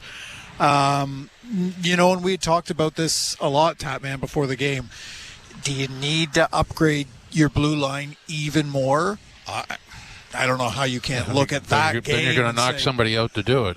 Well, yeah. Well, and again, I think you look at it and you say, okay, so what do you need now that you've brought Lyubushkin in? That's more heavy than finesse as far as getting the puck out of his own zone.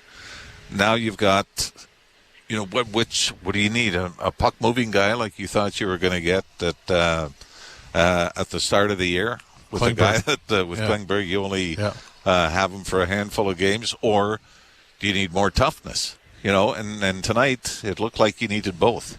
Something because I think one of the things you get frustrated with is when Leaf defensemen have the puck in their own zone with not a lot of pressure and still can't make the right decision to get the puck out. It's either a bad D-to-D pass or you throw it up the boards and the defenseman comes down and chokes it off. It'll be interesting to see. Let's face it. Every team at this time of year is looking for the same thing: depth up front, and tough winger, tough blue liner, or puck skill. And if you can get a top 4 defenseman, great. But depth on defense. So, when you start looking through for teams that have gone on to win a Stanley Cup and what the deals have been, you kind of look at it and go, and I know you and Jonas got a pretty good battle going on. Yes, we do. Yeah, how much? But I will give you this, and I only say it because of our regular guest here, Frankie Corrado, was part of it. The last year Pittsburgh won it. Their big moves were Ron Hainsey, who at the time had never played a playoff game. Right. Frankie, and I think Mark Streit. And that was it. Now, you had Crosby, you had Malkin, you had Letang, although Letang I think was hurt most of that playoff as well. Yeah. So they were depth pieces. I think the Colorado and Tampa, the second year Tampa won it, or the first year they brought in Barclay Goudreau. They brought in some significant pieces. But for the most part, we haven't seen where the Yager trade at the deadline, or a Ginla, or Rick Nash, or Ryan O'Reilly were the moves that were able to turn our team around. It was more just depth pieces going into the support battle for what was already there. Yeah. Okay, so to your point, the name that's been bandied about a lot today in terms of being connected to Toronto and could fit very well in here and could have made an impact tonight, Zach Bogosian. I don't know where you guys are at with that, but if you put Zach Bogosian on the ice tonight, would it have made a difference? Maybe. Is that not the type of player that we're talking about? Yeah, well, but that's what I mean. Now, he's not your puck-moving guy. He's more along the lines of Benoit, Lyubushkin. So then I think you start to look at, is he an upgrade on a player like that, whether it's Benoit, whether it's Lyubushkin. Jake McCabe, I look at as a little bit of a hybrid. There's a little bit of an offensive side, but he can be physical as well. My question would be, if you get him and you play him, who comes out? If you're looking at tonight, it's probably Timothy Liljegren, right? And I know you're humming and hawing here, but because it's Rasmus Sandin take 2. These things take time. Yeah. And we're just spitballing here, but if Brad Treliving looks at this game and says, we didn't have enough of that sleeper hold, we didn't have enough guys that could make this game boring, at his best, Timothy Liljegren is far from boring. I think he has a ton of upside. It's taking a while to see it, and I just wonder if you're getting to that place where it's like, we need to, more development is needed, but the playoffs are not the time for development. And I wonder if that's the conversation. Well, this probably isn't a roster you want to develop on anyway. Maybe, but that's the name that was thrown about a lot today. To our conversation earlier about Lyubushkin and how easy it is for him to adapt because he's been here. Yeah. Same thing. Yes, he was here during that horrific COVID season that we never want to think about again, but he's lived here. He knows the organization. It really does make you wonder. Yep. And worst case scenario, you've got another depth guy. You know, right. Once you get into the postseason, if you get into a slugfest like it might be against the Florida Panthers, if you get them in the first round, you might look and say, okay, this is a better matchup for us. I don't know. I just think I look at tonight and I go, ugh. There was one pair in particular that were far worse than the other two. Yeah. Right. But to our point, like the prophecy is literally coming true here. We talked before the game about how maybe they need another upgrade on the blue line, and they might need a third line center with some grit who can really shut things down. The worst line in terms of shot attempts against, Domi, Bertuzzi, Nylander. All gas, no brakes. Yeah. And you're starting in the playoffs. Yeah, that's going to be tough. Yeah. I don't think that line's going to be like that in the playoffs. You've got a few days to figure it out. Yeah. Ralphie, get your coat on. Thanks very much. Yeah, let's do my sit-ups and get out of here. Yeah, okay. Well, try and be quiet this time. The last game was really distracting. Well, it's hard to get down there. See you, boys. All right, thanks. Jim, Ralph, so you had a bit of a debate today about who was coming here. I did. Yeah. Well, it can't be a one-sided debate. That's a statement. No. Siegel and I are always debating. But look, Zach Bogosian is just a name that's been connected to the Leafs. I think that comfort factor matters. It does. I think the idea of bringing in someone, a plug-and-play option. Yeah. Right? I do think you look at Timothy Liljegren and you say the upside is so tantalizing. Like what he does, the way he moves the puck, the way he can skate through traffic in the neutral zone, the way his shot has improved a lot. All those things scream top four defenseman, second power play guy. Yeah. But it's the other side that really makes you go, he's not there yet. It's still a work in progress. And I think he is going to be a great player. Development is not linear. I think it's going to happen.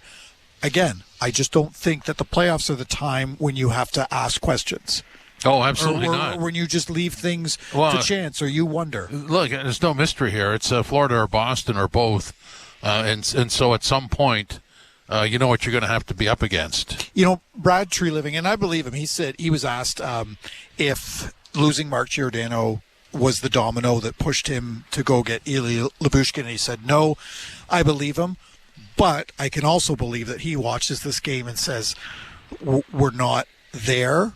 Well, yeah, they weren't there tonight, but I wouldn't, I'm not willing to use this game as a springboard into they have to do this, that, and they're going to have trouble in the playoffs. This was, I think Ralphie summed it up great. They sort of got away with one against the Rangers, and this is what happens when you do that. And for me, what bothered me the most was the frustration level. They didn't seem to be willing to accept that they couldn't score.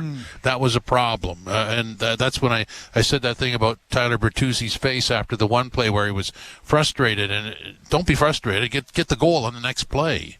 But they seemed to the fact that they didn't have puck luck tonight seemed to bother them, and that shouldn't happen. Well, again, that was one of the differences tonight. Jeremy Swayman just had the luck. He played very, very well. Yeah. And this is not to pin it on Joseph Woll. No. But I just think that, in a lot of ways you create your own luck. Well, you do. And besides the luck, it was those extended minutes. And that one in the first period, I think they pretty well did run through the entire roster and couldn't get out of their zone. That's problematic. And that's probably a little bit of fatigue too, right? The schedule is just adding up. And I understand, it's not going to get any easier. No, nothing gets easy from here to the end until you're eliminated. But this Leafs team has just been playing game after game after game. And sometimes, when you're a team like the Bruins, lost 4 or 5 coming in here tonight, boy, you could. Yeah, but going into that Bruins room today, after morning skate, talking to Jim Montgomery this morning, this team was upset. They were terse, right? You could just tell there was that tension building, and I don't think the Leafs are there yet, right? They'd won 9 of 10. I'm not necessarily saying they were coasting, but they were feeling really, really good about their game. Now you wonder if maybe this loss, we'll see what happens Thursday, is that kind of poke that they need. Well, look, Boston in the last 12 games, 4, 3, and 5.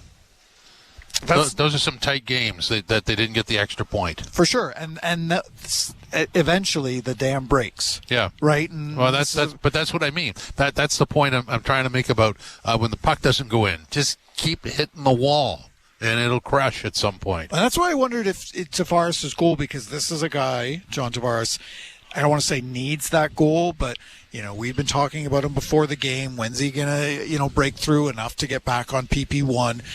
And you saw that goal and you just thought, okay, is this kind of going to be the spark? Nothing really came of it. No. Well, it's because the next goal went the other way. 4-1, Boston wins. This is Leafs Game Night, live from Scotiabank Arena on TSN 1050, the iHeartRadio app, and the Leafs Radio Network. Did you fix that leaky tap? Uh-huh. How about that loose doorknob? Uh-huh. Right now, we can get a free medium pizza from 2 for $1 Pizza. Did somebody say free pizza? See, it's not just the kids that have selective hearing. Right now, get a free medium one-topping pizza with a minimum $25 purchase before tax and delivery. Limited time offer. Online orders only. Visit 2for1pizza.com and use coupon code FREEM. 2 for $1 Pizza. 2 for $1. 2 for $1. In business, service is everything. Cintas delivers what you need to better serve your customers. Whether it's freshly laundered work apparel for almost any job imaginable, first aid and safety supplies, professionally installed AEDs and eye wash stations, floor mats, or mops and restroom products, stocked and ready when you need them. Better work days happen together. So visit Cintas.ca I'm ready! and get ready for the workday. Thinking about starting insulin? You might be. Tresiba is the #1 prescribed long-acting insulin by endocrinologists in Canada. Its flexible dosing means you can take once daily Tresiba at whatever time works best for you, with at least 8 hours between doses, even right after you test your morning blood sugar. Talk to your doctor today to see if Tresiba is right for you, and visit nowready.ca. The world is changing, and Upskills for Work Get Started resources can help you adapt, learn new skills, build confidence, and move forward. Get Started workbooks are free and easy to use, online, anytime and anywhere, so you can learn at your own pace. Whether you're looking for a job or want to move up in your field, Get Started empowers you with skills like collaboration, adaptability, and problem solving. Improve your skills for work and life. Get started today at upskillsforwork.ca. First up with Korolnik and Koliakovo. Weekday morning 6 till 10 on TSN 1050. You ain't first, you're last. Leafs Game Night live from Scotiabank Arena. Boston wins by a score of 4-1. We mentioned John Tavares earlier. Got his 19th goal of the season, .352, a period number 3. And then the crowd erupted thinking the comeback, the seeds were sown for a comeback. The crowd was thinking that. They were? Some of these hardcore media types were not buying in. But anyway, John Tavares spoke post game about small margins in tonight's loss. We just make a few too many mistakes and just a little harder in certain areas. I thought they just did a little better job around their net than we did around ours, and playing against a team like Boston and games down the stretch, those are big difference makers. Margins are very small, so I think it's a good lesson for us today. Are those margins even smaller if you hold John when Swayman plays as well as he did? Absolutely, absolutely. So, we have to be really good, for 60 minutes against good hockey clubs, and the margins are small. So, like I said, it's a good reminder and a good lesson for us that we got to take from tonight. Understanding that you don't get the result, but it feels like your line is kind of building some momentum there. What do you kind of assess it after a couple games? Yeah, we're just obviously trying to play on their half of the ice, earn pucks back, and from doing that, take advantage of the time and space you create. And I think the way Bobby's built his game, you can just see the confidence in the way he's finding areas, attacking the net, and then Yarny's awareness is just really, really good.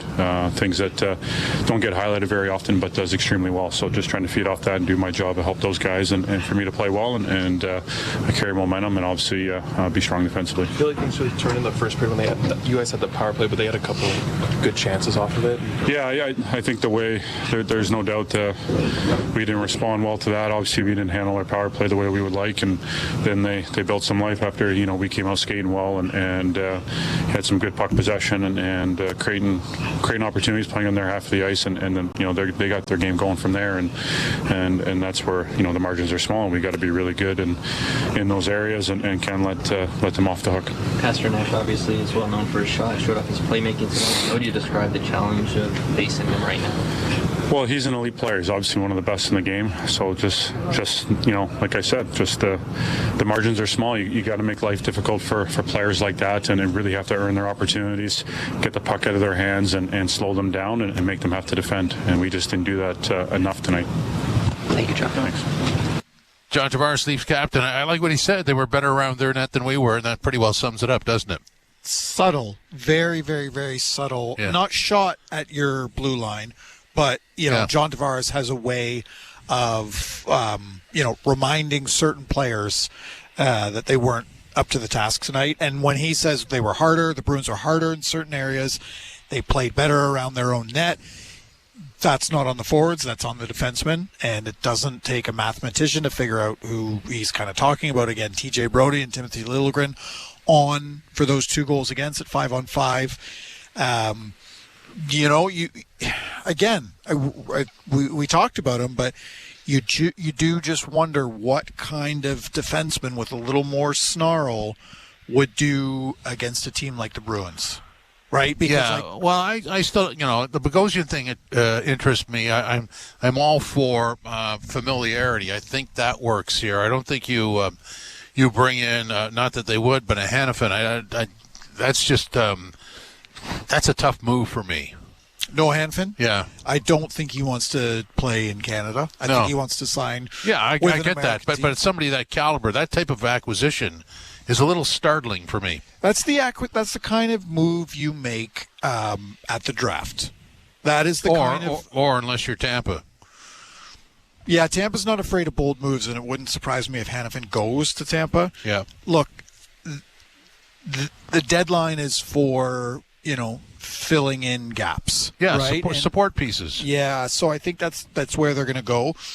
But I think Tavares is right. Like the Bruins just had a level of physicality, a level of snarl that the Leafs didn't have, especially in the areas of the ice that mattered. And they had an interesting trend of if the Leaf player who had the puck, there was more than one guy on him. Yeah, and that takes buy-in. That's something that takes an entire team to do. Because if you're going to be committed to that and 1 or 2 players don't do that, you get the rest of the team kind of calling you out. That requires a mentality. It's like peer pressure. Like here's how we play this, and you're not doing it. Yeah, and you can do that when you have the experience of long playoff runs. You have guys at the forefront that have been in this league for so long, and they can easily identify, here's the difference between teams that go deep and teams that don't go deep, right? And you can ask players to do that. And it's going to take one of those runs for this Leafs team to figure it out. I think they are figuring it out, and there were signs of life in terms of their ability to just shut games down through that 7-game win streak. Yeah. But it's just going to take time for them to figure it out, and I that's what Sheldon Keefe wants them to do. It's not as if they don't understand, what needs to be done. I think. And it was 2 games ago, but when Sheldon Keefe benches William Nylander for about half a period after he blows the zone on a goal against, the thing that he said that stuck out wasn't, well, William Nylander blew the zone. It was, I had talked to William Nylander about this the day before. Yeah. Like we literally had a conversation about not doing what he did, and then he did it. Right? So again, it's not as if Sheldon Keefe doesn't get it. It's about buying in to doing these things period after period. I just think that, the Bruins story is quite the contrast. You've had a transition in goal, transition on the blue, many transitions on the blue line, transitions behind the bench, and now up front. And they seem to be the same.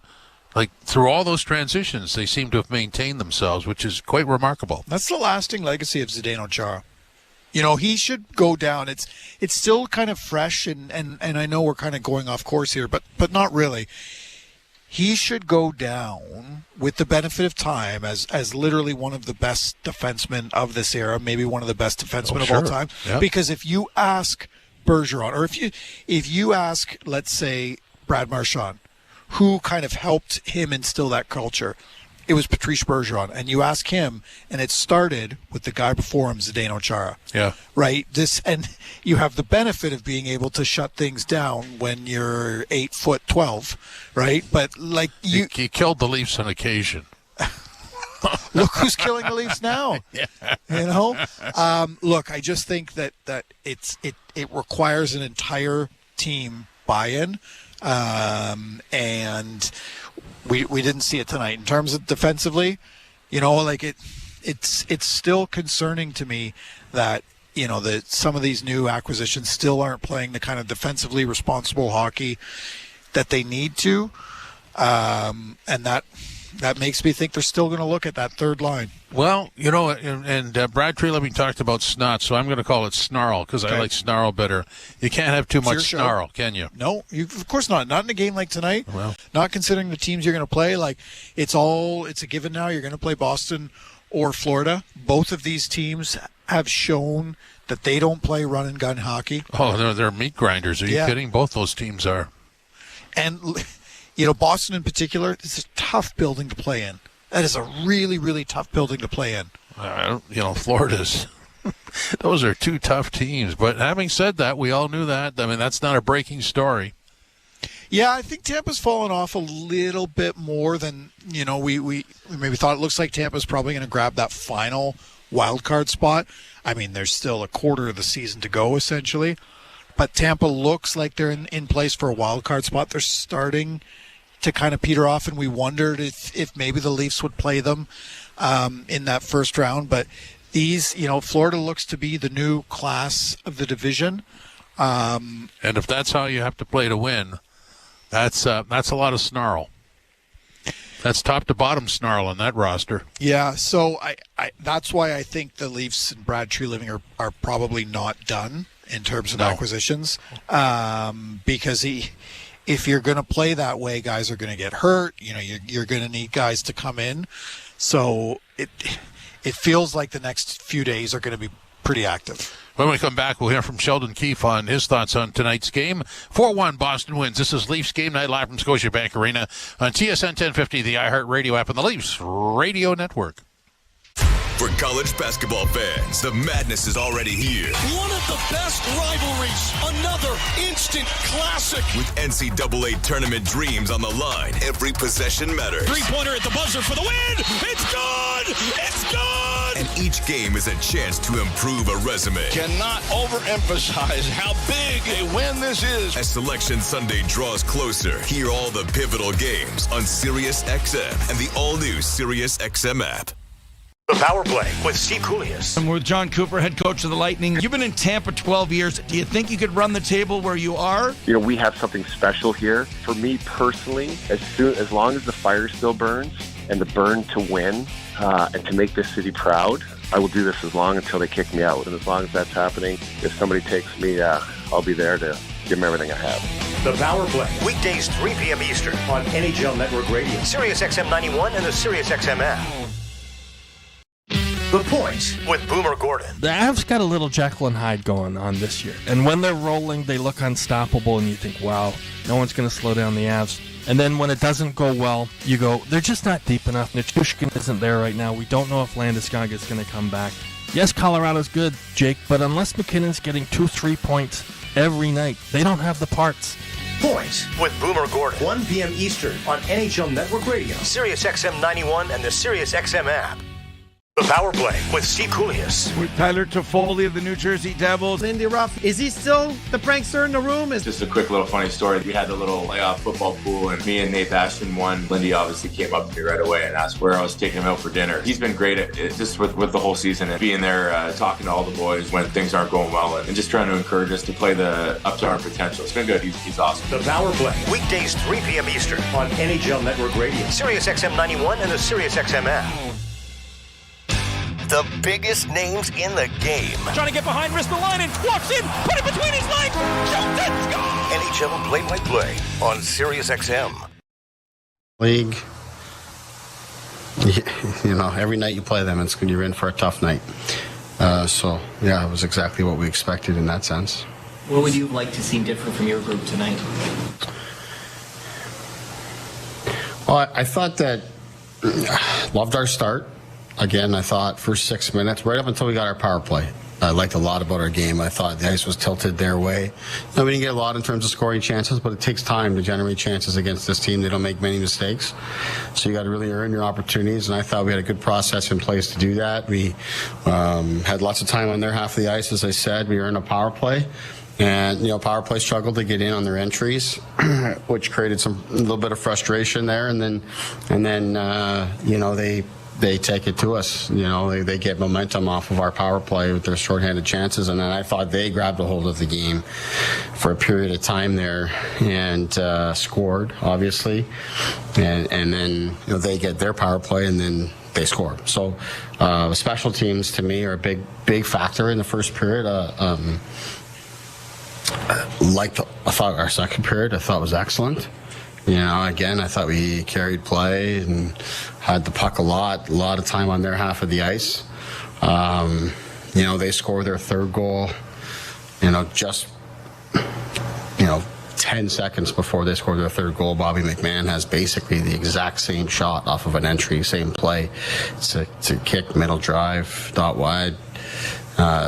You know, in fact, our shot's more wide open than theirs is, and it doesn't go in for us. Goes in, you know, their guy makes good and goes in for them, which I think sort of tells some of the story on the night. You know, Boston played hard. They defended their net extremely well, and I thought we're better than us in that area for sure. But I think, you know, when they make good on their chances and we don't make good on ours, you tend to overanalyze the game and overemphasize the negative. We did a lot of good things here today, but you can't just do good things and expect to beat a team like Boston. You gotta do great things. You've got to be ultra competitive. You've got to be great on special teams. There's a lot of things that need to line up, and there weren't enough of those for us tonight. Speak to this division again, Sean. You guys go 9-1, and you're still 8 points back from them. You're 10 points back with Florida. Like just how tough it is to make up ground at this time of year, especially this division. It's hard. It's nothing new for us. You know, the division's been great. Some of the teams have sort of changed spots around a little bit, but obviously Detroit, you know, with their emergence and everything, it's hard. But you can't focus on that too much. You just got to focus on your own game and collect as many points as you can. So clearly we failed in that regard tonight. Why do you think the Tavares line has kind of hit it off right away?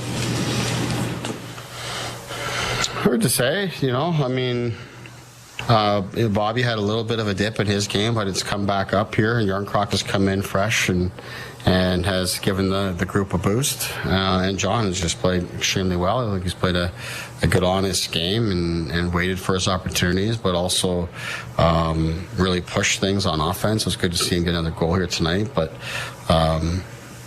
you know, I thought the other night against New York, you know, he gets one that goes off his body, but like that's the kind of goal that he earned and his line earned by just being relentless on the puck. And there's, you know, I guess if there's one trait of that line that you like, it's how relentless they are.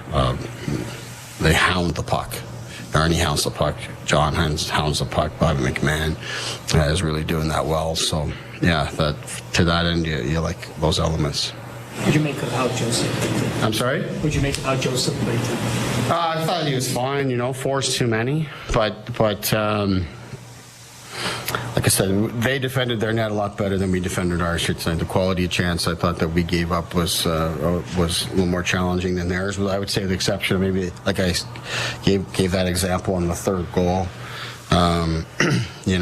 We just had a great chance. Their goalie gets a glove on it, and then we get one up, and right after, and it goes in our net. The exception to that, I thought Joseph battled, and we got to get him going. We got to get him more games before we really start critiquing him. But I don't think he was not an issue for us tonight. Coach Keefe, after the 4-1 loss to the Boston Bruins, he talked about in that first period the sway. The power play couldn't gain entry and frustration crept in, and then Boston answered on their own power play. And I think that really sums up the game. The Leafs got frustrated a lot, and Boston was able to take advantage of their own situations, and I think that pretty well sums it up. Yeah, Sheldon Keefe saying they've got to be, quote, ultra competitive. Yeah. And they weren't. No. All right, and also saying that the Bruins defended their net better than the Leafs defended theirs. Again, that's another. It's not a shot, but it's honing in on some of their defensemen, right? It just takes that next level of urgency, of competitiveness that we have yet to see, and part of me wonders too. If it's just a complacency that's starting to really set in playing at home. The Leafs have the second best road record by points percentage in the NHL. Yeah. Why is it that this team, still can't get up for it at home? 17-12-2 at home, and which is fine. It's fine, but not great. And that's actually better than it was before. I think they were like 2 games above 500 if you went back about a month. But they should be dominant at home. Now, in that regard, I guess if you're the Leafs, a silver lining here is, if we finish in that 3rd seed, we're going to start on the road. We'll play 4 games on the road in that first round series.